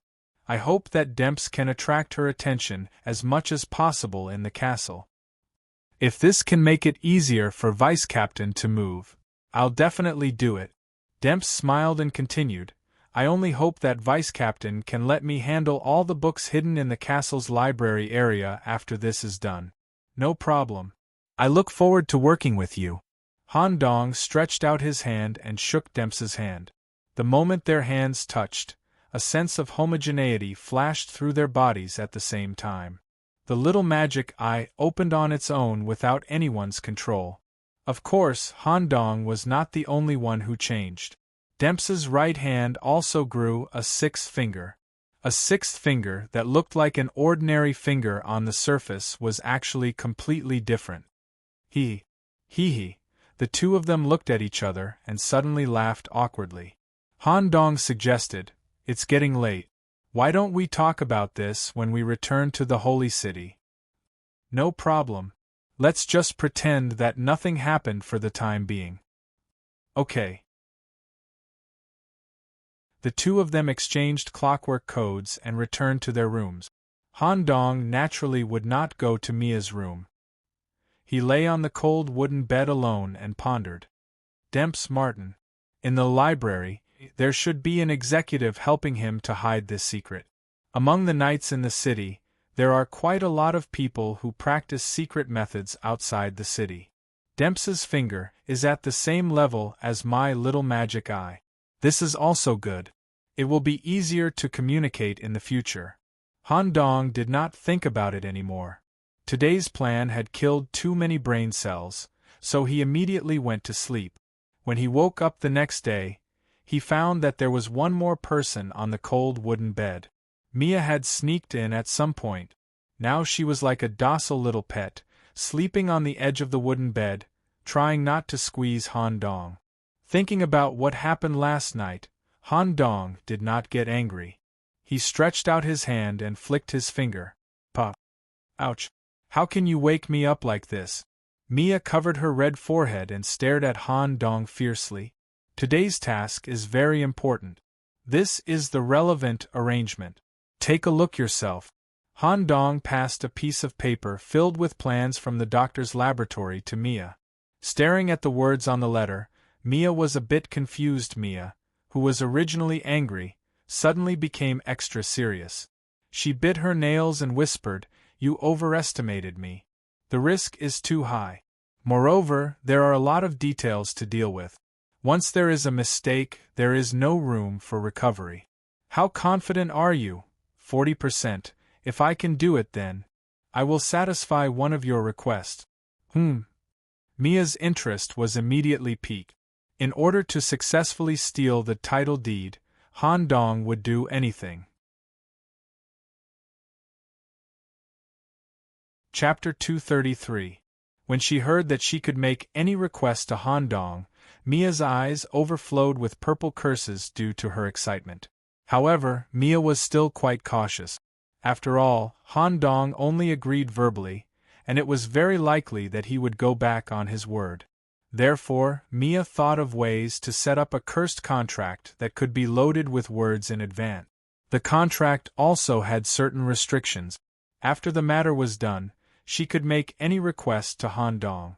However, the relevant requirements were that she must not endanger Han Dong's life and safety, and must not greatly harm her personal interests. With the completion of such a cursed contract, Mia was so excited that she hugged Han Dong. "Actually, I really want you to be my boyfriend. However, it may destroy the special relationship between you and the blonde young man. So, I'd better change my request. It's still early, and I'll slowly think of a perfect request. I'll make our relationship closer, haha. As if you can really succeed. I also need motivation to do things. As of now, the success rate may be increased to about 60%. At this point, Mia gradually calmed down from her excitement. Staring at the series of unconventional requests on the paper, a different emotion flashed in Mia's eyes. She asked, "By the way, what's your purpose in doing this? You're not deliberately trying to prank me, are you? Once I die, the agreement between us will not count, and there will be one less person who knows your secret. If I wanted you to die, I would have done it in the cursed farm or the black hair production area. Why do I have to go in such a big circle? If I'm found doing these tricks under the watch of the deputy leader, I'm afraid I won't be able to stay in the holy city anymore." Seeing that Han Dong's tone became stern, Mia immediately softened. Don't be angry. I'm just worried about my own safety. I'll give you an 80% chance of success, okay? Even if my own strength is not up to standard, I'll forcibly remove the curse to increase my strength. I'll definitely complete the mission safely. As long as you can perfectly fulfill the requirements on the paper, you can have anything you want. Just like that, Mia's arrangement was completed. For someone like Mia who only cared about benefits, she would only be willing to do things with her true abilities if she was given enough benefits. Only Mia, who had Victoria's butler bell, could complete this task. On the third day of the training, the 6 members of the rookie team gathered in the residence hall and discussed the investigation plan regarding the castle district. Is there a need to be so extreme? After Han Dong gave the relevant investigation plan, Captain Abel had a puzzled look on his face. They thought that this plan was too radical and dangerous. It was several times more dangerous than the first day they ascended into the stone well. The castle area was the most difficult area. Han Dong's plan was to split up. The reason was that there were many compartments in the castle area. If they were split into 2 groups and entered different areas at the same time, they could speed up the exploration of each area and obtain the key as quickly as possible. Han Dong tried to explain. If we can get first place in this training as freshmen, be it the Night College, the 13 Knights, or the Supreme Council, they will all pay more attention to us. It will help our growth, and after graduation, we will be able to pass the selection and enter the Knights College of our choice and take on important positions. Abel didn't quite agree. Getting first place is too difficult. The third-year elite students are above us in terms of overall strength and experience. Furthermore, the castle area was opened by them, right? It wasn't just Abel. The team's blacksmith Wenli and Berserker Daw also thought so. How about I give everyone an explanation? An explanation? Han Dong checked the building and confirmed that there was no one on the wall. The map from Dr. Swollen was spread out. The detailed division of the castle area, as well as the names and positions of each cadre, were marked on the map. For a moment, everyone was stunned. This map, where did you get it? Han Dong didn't answer the question. Instead, he snapped his fingers and, "Pa! Kacha! Kacha!" A sound came from the basement. A ghoul that had been strengthened by stone skin quickly crawled out of the basement and slowly squeezed out from the narrow door. Its skin was covered by layers of rock, which greatly increased its defense. Its body was also 1 size larger than that of an ordinary ghoul. The ghoul's neck was tied with a metal chain. Between its protruding back, there was a groove where a comfortable cushion was placed. Just as everyone was preparing for battle, clang! Han Dong reached out and pulled the metal chain. The ferocious and brutal ghoul actually crawled in front of Han Dong, appearing exceptionally docile. Han Dong even reached out and touched its head, releasing a plague to nourish the ghoul. After the Crow Eater appeared. Such a scene, coupled with a detailed map of the castle area, made Abel feel that he couldn't see through Han Dong at all. Seeing that Abel didn't say anything, Han Dong gave his opinion on the grouping. We'll split into 2 groups and go deep into the castle area. The first group, Abel Ryan, Demps Martin, Mia Semenovich, and Daw Abdul Rahman. The second group, me, Wenli Austin. There was clearly a problem with such an unbalanced grouping. Wenli was confused. She didn't understand why she was in a 2-person team with the vice-captain. She felt that it was very dangerous. Apart from us, most of the other teams are made up of 4 people. Captain, the 4 of you, together with the cursed bell in Mia's hand, aren't weak at all. It's enough to investigate the castle area. As for Wenli and I, we'll enter the castle with you at the beginning. We'll find an opportunity to separate from you midway. Staring at the ghoul mount in Han Dong's hand and the map on the ground, Abel nodded. Okay. However, you must ensure Miss Wenli's safety. Definitely. That's right. In Han Dong's plan, Wenli was also an important chess piece that couldn't be replaced. When do we leave? In an hour. I have something to do and need to go out first. Han Dong directly rode on the ghoul mount and swaggered out of the residence. It seemed that he deliberately wanted someone to see, to prove that he had the ability to control ghouls. Riding a ghoul. Han Dong came to a building near the edge of the town. The people living here were the 3rd-year team that had a conflict with Han Dong's team at the beginning. Senior Johnny, who was wearing heavy armor, immediately went to greet Han Dong when he saw him riding a ghoul. Junior, What are you doing? Han Dong led the ghoul into the building. He stared at the four seniors who were quite strong and said with a smile, Senior Johnny wants to make a deal with you. Han Dong didn't say much and directly took out a map. It was a copy of the castle map that Han Dong made. Some of the information was hidden and changed. But for Johnny, it was still very shocking. Where did you get it? Senior, it doesn't matter where I got it. This map is enough to let you have the first impression and get enough points. In return, I have a small request. It depends on whether you agree to it. Han Dong deliberately glanced at the very shrewd druid in the team who was responsible for scouting and long-range support. Han Dong's gaze made the beast-eared senior tremble. The request is very simple. Chapter 234.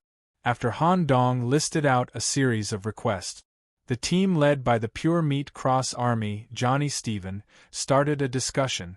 During the discussion, the girl with the furry beast ears, Michelle, asked a few detailed questions, which were all answered by Han Dong with flawless reasons.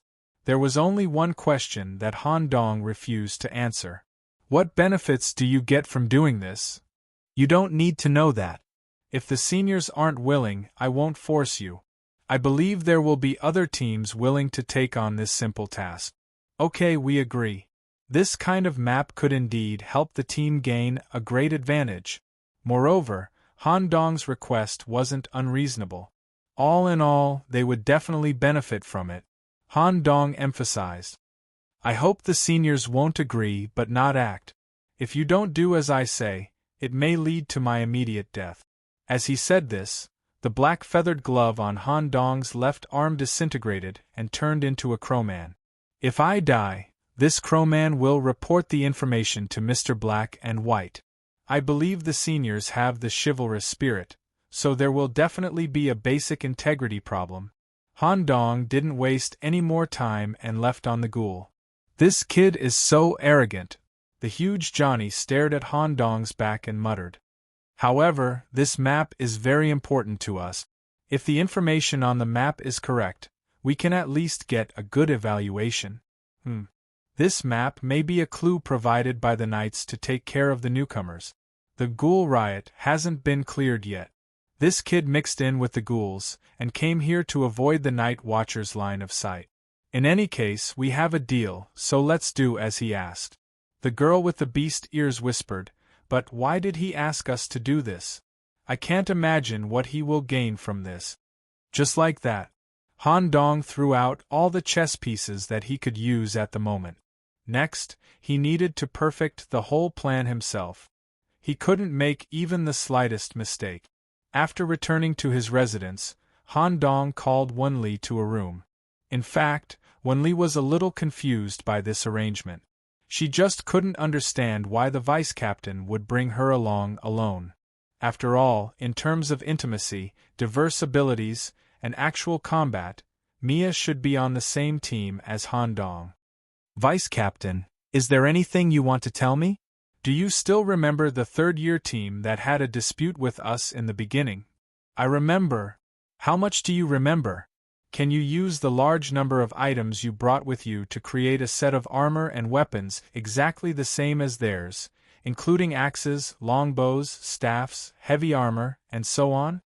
As Wenli had fought with the meat-shield warrior Johnny before, she had a rather deep impression of him. It definitely won't be a complete restoration, but it should be possible to achieve a 90% simulation. By the way, what does the vice-captain want to do? Wenli tilted her head slightly. She did not understand the vice-captain's thoughts at all. Imitating the creation of weapons and equipment was a very foolish act. You don't care what I want to do for the time being. Can you forge it in this environment? I have a soldering iron core. I can forge it now. But due to the lack of tools, it may be slower. It will take at least half a day or even a day. No, that's too long. Han Dong opened the map and pointed to the blacksmith shop on the first floor of the castle area. If you have tools and helpers, how fast can it be done? In this case, It can be completed in 2 hours at the fastest. That's fine. In that case, our first destination after entering the castle will be the blacksmith area. Wenli, as long as you stay with me, you won't be in any danger. Don't think too much about other things. After you're done, you can choose any blacksmith hammer or chaos tool from the castle's collection. Okay. I believe in the vice captain. Miss Wenli, take all your materials and set off. The captain and the others may come back to rest, but we will spend the rest of our time in the castle until the end of this training. Okay. Just like that, everything was arranged and the team set off. They passed through the tomb area covered in white fog. They followed the winding path at the back of the cemetery and walked up the hill. The sides of the path were no longer decorated with trees. Instead, there was a stone pillar carved with various hieroglyphs and patterns. The branches of the dendritic structure ran through the top of the stone pillar, and there was a long abandoned oil lamp hanging from it. At the top of the hill was an old stone bridge. Both sides were covered in white fog, and there were some terrifying faces reflected in the fog, giving people a feeling of a bottomless abyss. They crossed the stone bridge and arrived at the front gate of the castle. The black iron gate, which weighed more than 10 tons, blocked everyone outside. Miss Wenli used brute force to turn the rotary handle on the side of the gate. The iron gate inserted into the ground gradually rose, and the inside corresponded to the castle's courtyard corridor area. If they walked straight, they could enter the castle's hall area from the main door. They could also choose to go through the courtyard corridor to go to the castle's various side doors and go to different areas. For example, chefs and butchers could enter the kitchen area from the side door. Patrol guards could enter the inner corridor from the side door. Some servants and livestock managers could also enter the servants' rest area from the back door. The efficiency of the third-year team is really high. There was a large number of blood-stained armor scattered in the front yard area. Most of the Lord's guards who were responsible for patrolling the courtyard had been cleared out, and the remaining guards had returned to the castle and abandoned the courtyard area. At this time, Han Dong's hidden eyes had already seen that there was a poisonous snake observing his group from the corner of the wall. For an ordinary team, it would be a very lucky thing for the deputy commander to be personally responsible for the safety issues. But for Han Dong, the pressure was extraordinarily great. Once the land deed plan was leaked, even if Han Dong fought desperately to get the land deed, it would inevitably be taken away by the knights. Han Dong patted Demp's shoulder twice. The latter pushed up his glasses, indicating that it was not a big problem. Han Dong purposely raised his voice, as if he wanted the vice commander, who was secretly monitoring them, to hear his arrangement. Today we will do a shallow exploration. We will patrol and investigate some of the castle's surface areas and roughly plan the map of the outer surface. Tomorrow we will proceed step by step and go deep into the castle's inner layer. Captain, the 4 of you will enter the main hall through the main door. Wenli and I will enter through the side door. Of course, this was just words. Once Han Dong entered the castle, he would begin a detailed exploration as quickly as possible. The first condition of the plan was to reach the main hall, at the center of the castle as quickly as possible and meet with Lord Stewart. Let's begin. Chapter 235. The castle had a total of 4 floors. The main hall, where the Great Lord resided, was located at the center of the first floor. Due to the design, there was no way to reach the main hall on the first floor. There were only 2 ways to reach the main hall. First, when the Great Lord needed to hold an important meeting or needed someone to meet him, he would use the mechanism in the main hall to open a one-way path. Second, go to the secret study room on the 4th floor. On the map given by the professor, it was marked that there was a private elevator hidden in this special study room. As long as the correct password was entered, one could descend to the main hall. This private elevator was mainly prepared for the Great Lord's wife, butler, and nutritionist so that they could visit him at any time. Currently, a large number of small teams were entering the castle. For safety reasons, the Great Lord would not open the one-way path to the first floor. They could only go to the main hall through the secret elevator hidden on the fourth floor. Han Dong had already planned out more than 3 routes in advance. If there were any obstructions, he would immediately change his route.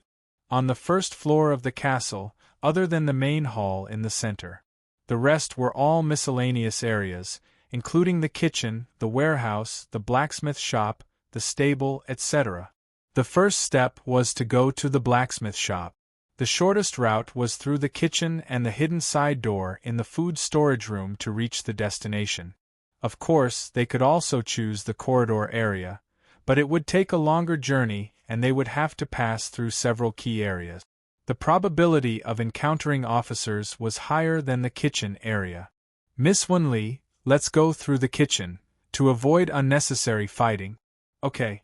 Wen-li was different from other knights.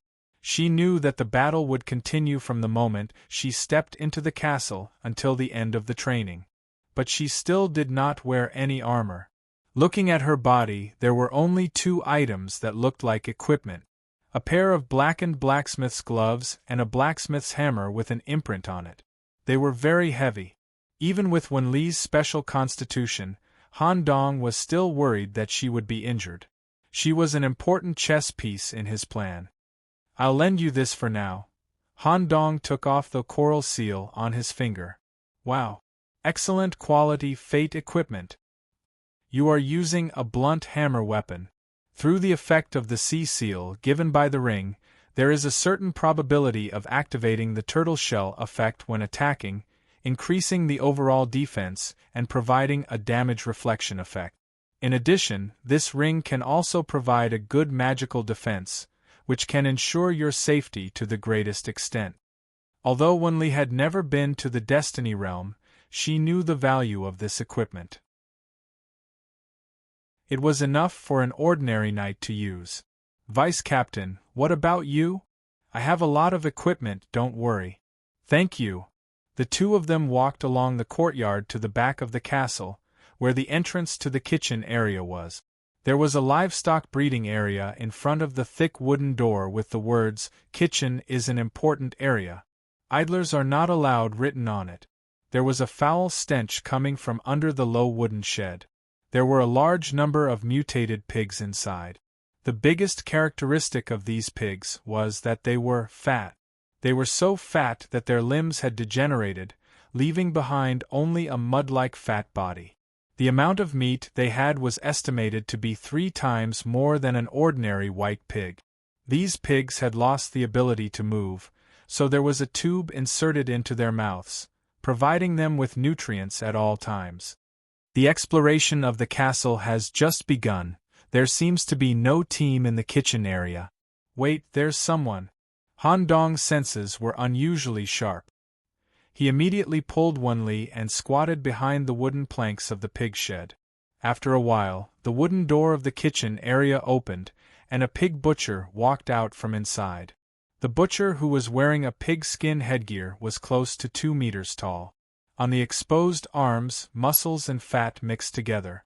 At the same time, there was a large number of pork slices tattooed on it, as well as PIG, which was easy to identify. Using both hands, he easily lifted the mutated pig that was close to 800 pounds and prepared to bring it back to the kitchen for processing. If the back kitchen is full of these guys, it will be a bit troublesome. Wen-li, let's do it. Just as Han Dong made a decision. Unexpectedly, Wen-li rushed out first. Seeing this, Han Dong deliberately stayed in the dark to observe, intending to see Wen-li's ability to deal with such a huge living thing. After all, in the cursed space, they only dealt with scarecrows. How strong can you be, Miss Wen-li? Wen-li rushed over. The pig butcher also sensed someone approaching. He threw down the white pig in his hand and grabbed at Wen-li with both hands. Just from the size alone, Wen-li was 1 size smaller than this huge, 2-meter-tall pig butcher. But, slap. Facing the butcher's grabbing hands, Wen-li directly slapped them. Crack, the crisp sound of bones breaking resounded. Wen Li's slap not only slapped the butcher's hands away, but also clearly dislocated the fingers and fractured them. She did not use the blacksmith hammer in her hand. Instead, she clenched her left hand into a fist and punched the butcher's abdomen. Her fist completely sank into the butcher's abdomen. Boom! The pig butcher fell to the ground and was gone. The difference between the two was quite obvious. Wen Li's strength was even higher than Han Dong had expected. Seeing this scene, Han Dong smiled. Wen Li, this chess piece became even more stable. Vice Captain, what should we do next? We'll do what we did to the white pig before cooking. The processing process has been omitted. Creak. The kitchen door opened. The pig butcher returned to the kitchen. However, hidden under the butcher's skin were Han Dong and Wen Li. Wen Li easily carried Han Dong on her shoulders, and Han Dong used his head's imitation ability to perfect the disguise and erase all the flaws. Sure enough, there were still a large number of butchers wandering around the kitchen. These butchers were all from the heathen community. Among them, the strong heathen were selected to be in charge of the kitchen. Rather than calling it a kitchen, it was more accurate to call it a pork factory. Fat pigs were hung here through iron hooks. Only the butchers were doing the work, not the chefs. This was because the family members living in the castle area did not need to process the meat at all. Everyone in the family liked the raw pork, so the butchers only needed to process the pork separately. Relying on the disguise ability, they successfully bypassed the kitchen. They arrived at the blacksmith's shop, which was only separated by a corridor. Clang, clang, clang, the sound of hammering could be heard. It was different from a normal blacksmith's shop. The environment of the blacksmith's shop was hot and dark red. There were all kinds of long horn-like ornaments, as well as streams of lava flowing on the ground. It gave Han Dong a feeling of being in hell. This place is quite suitable for you, Togu.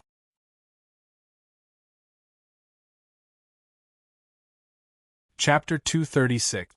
Blacksmith District. It was a medium-sized area within the ancient castle, and was highly valued by the lords. This was because it wasn't just the family members who needed weapons and armor.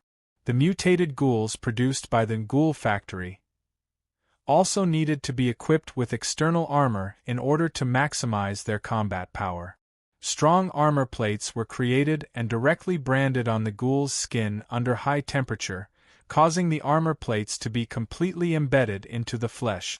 This way, not only would it increase the appearance of the armor plates, but it would also greatly increase the defense of the ghouls. Some iron claws would even be created to replace the original bone claws of the ghouls. At most, they would even create iron skeletons to replace the bones of ghouls with extremely special bodies. This place was under the charge of a family cadre, a blacksmith, a troth.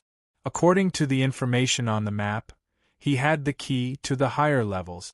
In addition, Han Dong needed to forge items, so this place naturally became Han Dong's first target area. Of course, the blacksmith was only in charge of supervising the production of the ghoul armor plates and mainly left it to the apprentices. Each of the blacksmith apprentices had undergone special training. The ones in charge of forging here were individuals with red skin and 2 metal protrusions on their foreheads, looking like demons. Part of their body characteristics were related to them staying in the hot blacksmith district all day long. As for the metal protrusions on their foreheads, they were the necessary criteria for blacksmith, a troth to recruit apprentices. The selected heretics would have these 2 metal protrusions imprinted on their backs by a troth, and the mark of Satan would be imprinted on their backs. This symbolized their identity as an apprentice and showed their half-demon state. Of course, this wasn't a real demon. It was just the appearance of these apprentices that resembled demons. There are a total of 36 apprentices working here. Blacksmith, a troth, he doesn't seem to be here. Just as well. We can deal with this group of apprentices separately, so the pressure will be less. Wen Li, prepare to attack. Attack directly? Vice Captain, don't you need to come up with a plan or something? Wanli stared at so many strange demon apprentices and was still a little worried about the consumption of her stamina. There's no need to come up with any plans now. These apprentices were selected by the heretic. Using the opportunity of them forging armor plates on their respective iron drill platforms, we'll quickly deal with them separately one by one. This is to prevent them from getting together and committing mass sacrifice. Wanli stared at the 30 or so acolytes who seemed to be quite powerful. She felt a little uncertain. The two of us, can we keep up? At this time, Han Dong took off the pig-head butcher's skin. Dressed in Dr. Crow's attire, he held the short sword with the plague's aura on his right arm. Not two. There are 3 of us. As soon as he finished speaking, creak creak, the sound of bones twisting could be heard. 2 slender arms wrapped in energy emerged from Han Dong's back.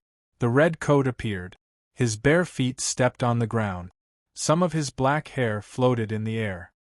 His blood-red eyes were faintly discernible through his black hair. Wanli was so scared that she almost screamed.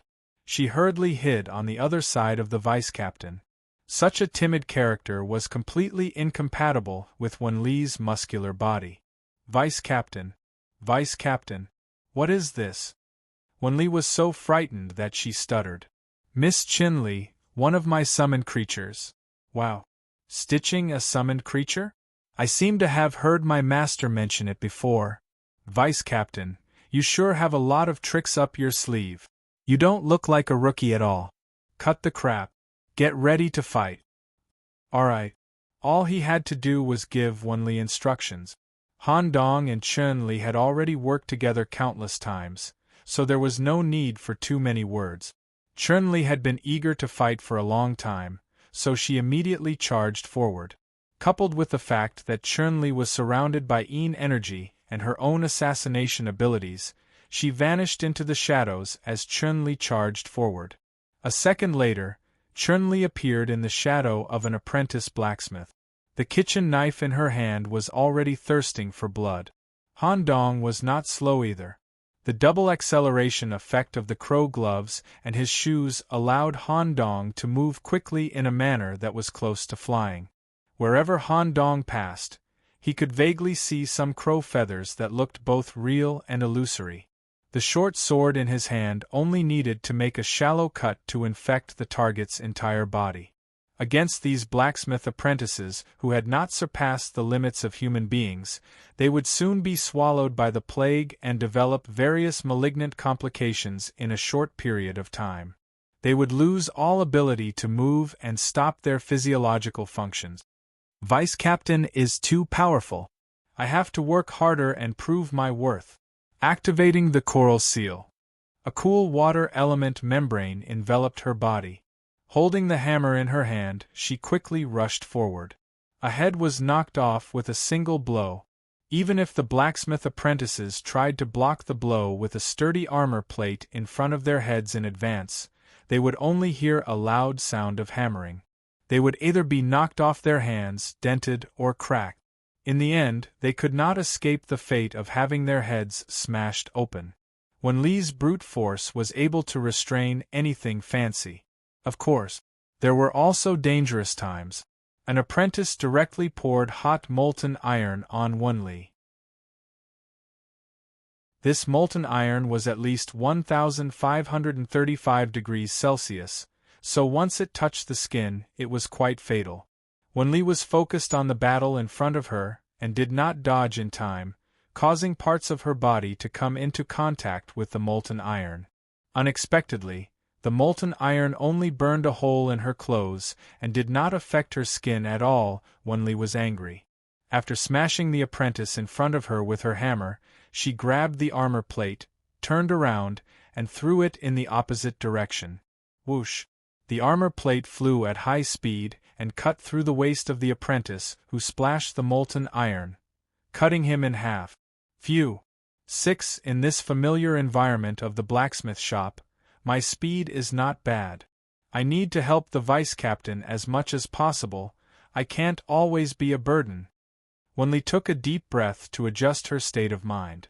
When she raised her head again and prepared to continue fighting, she was suddenly stunned.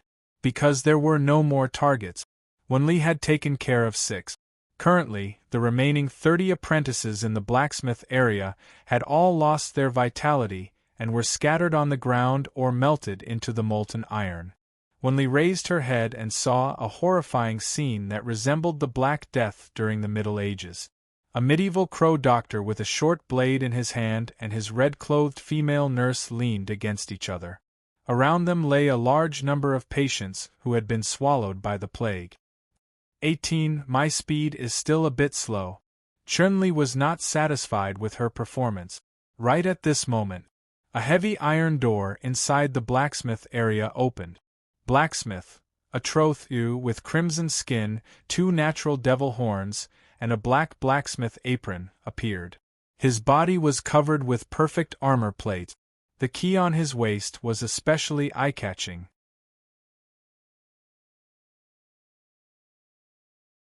Chapter 237. Demon? When this family cadre blacksmith, a Troth, stepped out of the inner room, Han Dong immediately associated him with the demon in the conventional setting. Of course, this is not the movie world. The real demon will not disappear. This blacksmith evolved from a believer to a future inhuman. His iconic red skin and devil horns were the natural changes in his body during his evolution due to his worship of the devil. Atroth used to be an out-and-out Satan worshipper. His room was filled with items related to hell, and there was even a crazed act of worship in hell. When he was still a human, he specially made 2 long devil horns for himself, to make his appearance more similar to that of a demon. The coming of the Dark Age fulfilled his wish. Such an extreme blacksmith quickly stood out among the ordinary believers. After advancing to an inhuman, he used such a good condition to modify his own form, so that he transformed himself into the demon image described in the book. The weapon in Atrotha's hand was special. As the blacksmith in the manor, he created a perfect weapon in his eyes. Hellbone Fire, Chaos Item, when used, will pollute the target and stack Crazy Point. Conversely, the wielder will also be affected. Type, Giant Hammer Origin, Blacksmith Atroth Inhuman, Quality, Normal Special Effect, Bone Fire, Crush Bone Fire. When attacking, there is a certain probability of spitting hell flame, additional fire damage, burning the target's body. Burning causes continuous damage, inhibits wound regeneration. Crush.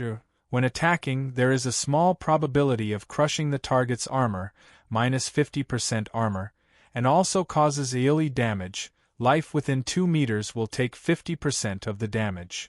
Description: 80. Vice Captain. Is this the family cadre? He looks very powerful. Wenli clenched the hammer in her hand and continued to ask, how do we deal with him? Let me hold the blacksmith from the front, and you guys sneak attack him from the back? No need. Vice Captain, did you come up with a good idea? I will arrange someone to deal with this blacksmith. We just need to watch. Wenli looked confused. When Han Dong said those words, Yi Zichen's eyes widened. Chun-Li, who was floating at the side, immediately became unhappy. Every time they encountered a slightly more powerful enemy, Han Dong would always be biased and not let her handle it. Actually, he wasn't being biased. Tugu's growth required him to fight against strong opponents and suffer. In addition, under the current circumstances, no one was more suited for this battle than Tugu. The blacksmith, Atroth, glared fiercely at the scattered apprentices. Slowly, he turned his yellow eyes to the intruders. The High Lord has already given the order to prepare for battle. I didn't think that you invaders would be able to invade my blacksmith district so quickly. I want to use your bones to create a weapon to eliminate the invaders. Atros stomped on the ground. The molten iron flowing on the ground of the blacksmith's area was shaken up by this step. A large amount of hot molten iron was about to fall on Han Dong and the others. Han Dong immediately took Miss Chun-Li back into the prison. At the same time, he released another recipient to withstand the molten iron that was over 1,000 degrees Celsius. Vice Captain? Who knew? Wenli also rushed over at the first moment. She spread out her muscular arms and tightly hugged Han Dong from the front. She tried to use her body to block the molten iron. However, Wenli couldn't feel the heat from the molten iron on her back. Miss Wenli, let go. Han Dong, who was tightly hugged, had his bones creaking. Okay. When Wenli let go, she realized that there was another person behind her. It was no longer the terrifying red-clothed big sister from before.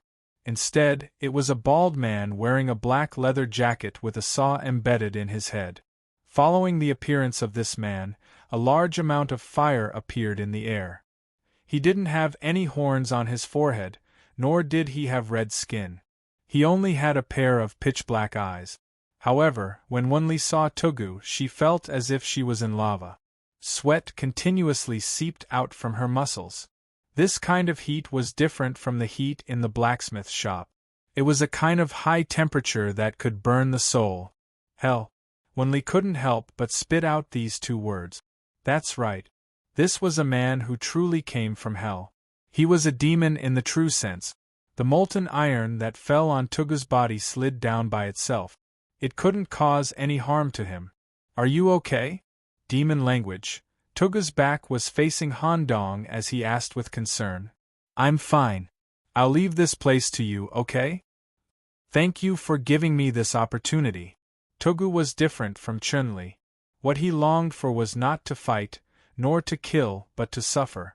He was very grateful to his master for being able to obtain this kind of suffering.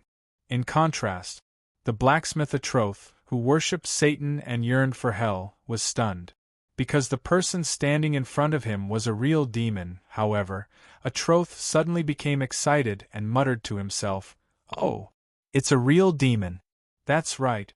This aura definitely belongs to a demon who climbed up from below. My chance is here. If I can kill you, I'll be able to extract enough demon blood from your body. I'll be able to complete the final transformation process. I'll become a true demon and reach the same level as a great demon lord. I'll be able to realize my greatest dream." Excitement. The blacksmith Atroth used all his strength and walked towards Tugu with heavy step. Han Dong grabbed Miss Wenli and temporarily retreated to the edge of the blacksmith area. While lowering the temperature, he didn't want to be involved in the battle. Clang! The giant hammer heavily smashed down and hit Tugu's bald head. It smashed Tugu into the ground. At the same time, it also triggered the special effect of spitting flames, burning Tugu's entire body. Ha! The blacksmith laughed wildly. He reached out and placed Tugu down so that the giant hammer could hit Tugu's head with the largest contact area. It also triggered the special effect of crushing. Not only was the surrounding ground shattered, even cracks appeared on Tugu's skull. Wenli stared at this scene and was even afraid to look. "Vice Captain, your summoned creature may die if this continues. Can we go and help? Just watch. Every time Tugu fights, he likes to take a beating first and then slowly exert his strength. This kind of bad habit must be corrected after the training." Han Dong himself was also very helpless. Looking at this scene, it was indeed very dangerous. He felt that Tugu could die at any time. Once he sensed it through the master-servant relationship, Han Dong could feel that Tugu, the demon who took a beating, was enjoying this process. Boom! Boom! The giant hammer smashed down again and again, and the sound of bones breaking could be heard. The blacksmith Atroth ridiculed without restraint. "This is too disappointing. Demons, is this all you can do?" Just as Atroth stopped and was about to check whether the target was dead or not, Tugu touched his cracked bald head and stared at the blacksmith with a strange expression. He opened his pitch-black mouth and spoke in English that wasn't very standard. "Why did you stop?"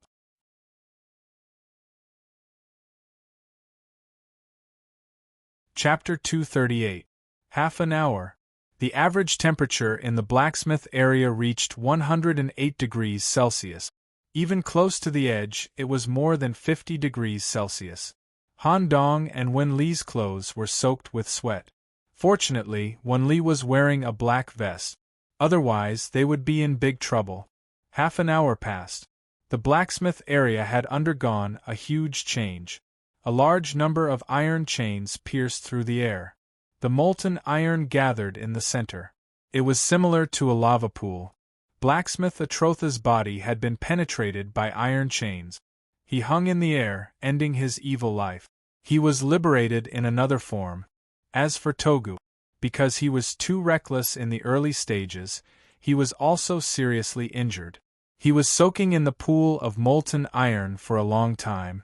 Since he left Old Dray Town, Tugger hadn't taken a bath like this for a long time.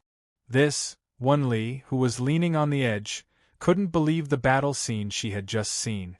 It was like a battle in the depths of hell. Two strength-type demons fought head-on. No matter how the bald demon was beaten or knocked down, he could always get up and continue to fight. It felt like he was exhausting his opponent to death. At the end of the battle, the blacksmith was exhausted. But Togu, who was full of scars, still maintained his normal state. He wanted to continue to be beaten. Deputy Captain, this is also your summoned creature. The stronger Togu was, the stronger Han Dong was. Wen Li even slowly felt a sense of worship in her heart. Yes. Han Dong grabbed Wen Li, who was in a daze, and walked to the center of the blacksmith area. Togu, do you want to continue to take a bath, or go back to rest? Your injuries seem to be serious. Please let me continue to stay here. Such a bath opportunity is rare, demon language. Okay. I'll call you when the forging process is over. Because the blacksmith was killed. The equipment Hellbone Fire dropped normally. Because of the big difference in type, it couldn't be absorbed by Chen Li's kitchen knife. After thinking about it, he still gave it to Wen Li as a benefit. Wen Li, this thing should be suitable for you. No. Wen Li felt that she didn't contribute at all in this small boss battle. She didn't deserve to get the loot. Take it, I don't have any use for it. Weapons of chaos should have a miraculous effect in the Destiny realm. In the face of Han Dong's tough request, Wen Li nodded. Then, thank you, Vice Captain. It's just that I can't use it right now because I don't have enough resistance against corruption. I'm already operating outside the city, and I need to fight against corrupted lifeforms, so it's not a good idea to use such a double-edged sword. I can only put it away now. Wen Li had heard about chaos weapons from her master. Because of the pollution property, it could greatly increase the chances of clearing the Destiny realm. Moreover, the weapon itself also had a special effect similar to the Weapon of Destiny. Well, take it back and use it later. Wen Li carried the giant hammer on her back with ease. In terms of weight, it seemed to be far less than her large backpack filled with various materials. It did not affect her movements at all. Come with me. The two of them entered Blacksmith Atrotha's inner room. Inside, there were excellent blacksmithing equipment and various metal materials, which could be used to forge all kinds of basic equipment. Vice Captain, didn't you say there would be helpers? If I were to forge it alone, it would probably take me more than 5 hours.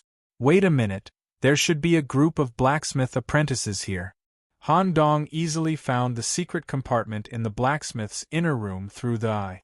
In the small room, on the iron bed, there were more than 10 blacksmith apprentices resting.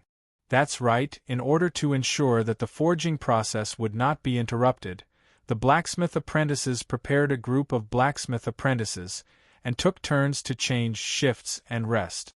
Carry out the basic enslavement.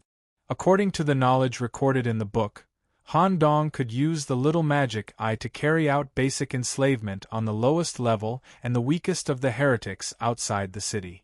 Buzz, at the moment when the little magic eye opened, this group of awakened apprentices couldn't move.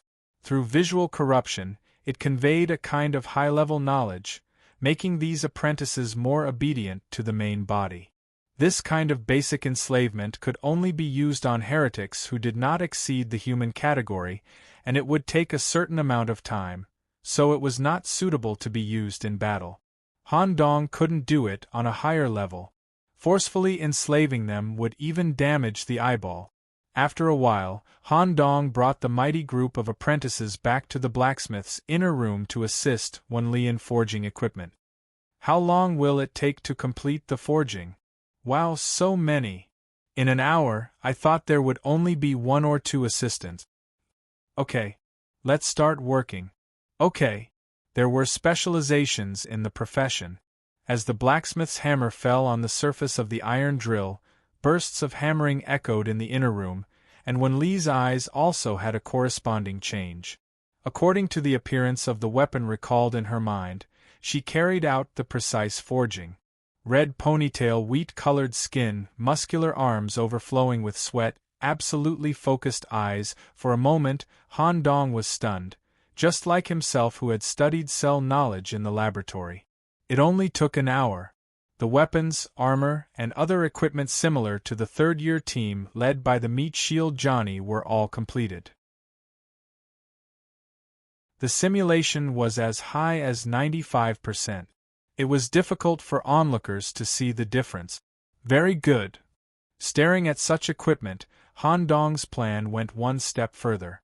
Wenli completely didn't understand why the vice-captain wanted these imitation equipment. But she knew one thing, the vice-captain must have some strange plan. Wenli, stuff these equipment into your backpack. When the time is right, take them out and use them. Okay, where are we going next? Han Dong shook the blacksmith's key. On the 3rd floor of the ancient castle. Find a room that isn't too hot to rest. Tonight, we'll rest in the ancient castle. Okay. Han Dong's words sounded weird, and Wenli appeared to be a little embarrassed. The ancient castle had 4 floors. However, the 1st and 2nd floors were connected together, and could be moved up and down through the stairs. But if one wanted to go to the 3rd floor, they had to obtain the necessary keys from the family's cadres. Because the 3rd floor was designated as the office and resting area for the family's cadres, it also contained many secrets regarding the Stewart family, and was considered an important floor. The structure of the building was completely separated from the floor below, and could only be accessed through the keys carried by the family's cadres. As for the 4th floor of the ancient castle, it belonged to an even deeper area. Those who could move about in the 4th floor were the direct relatives of the great leader. Let's go. Togu returned to the prison to recuperate. Han Dong led Wenli and walked out of the blacksmith's area. As they walked through the winding and disorderly corridors of the 1st floor of the ancient castle, they unexpectedly met another team that was investigating the ancient castle. You're tuning in to the Phoenix Knights YouTube channel. Don't forget to subscribe and join us on this journey to catch the most captivating stories.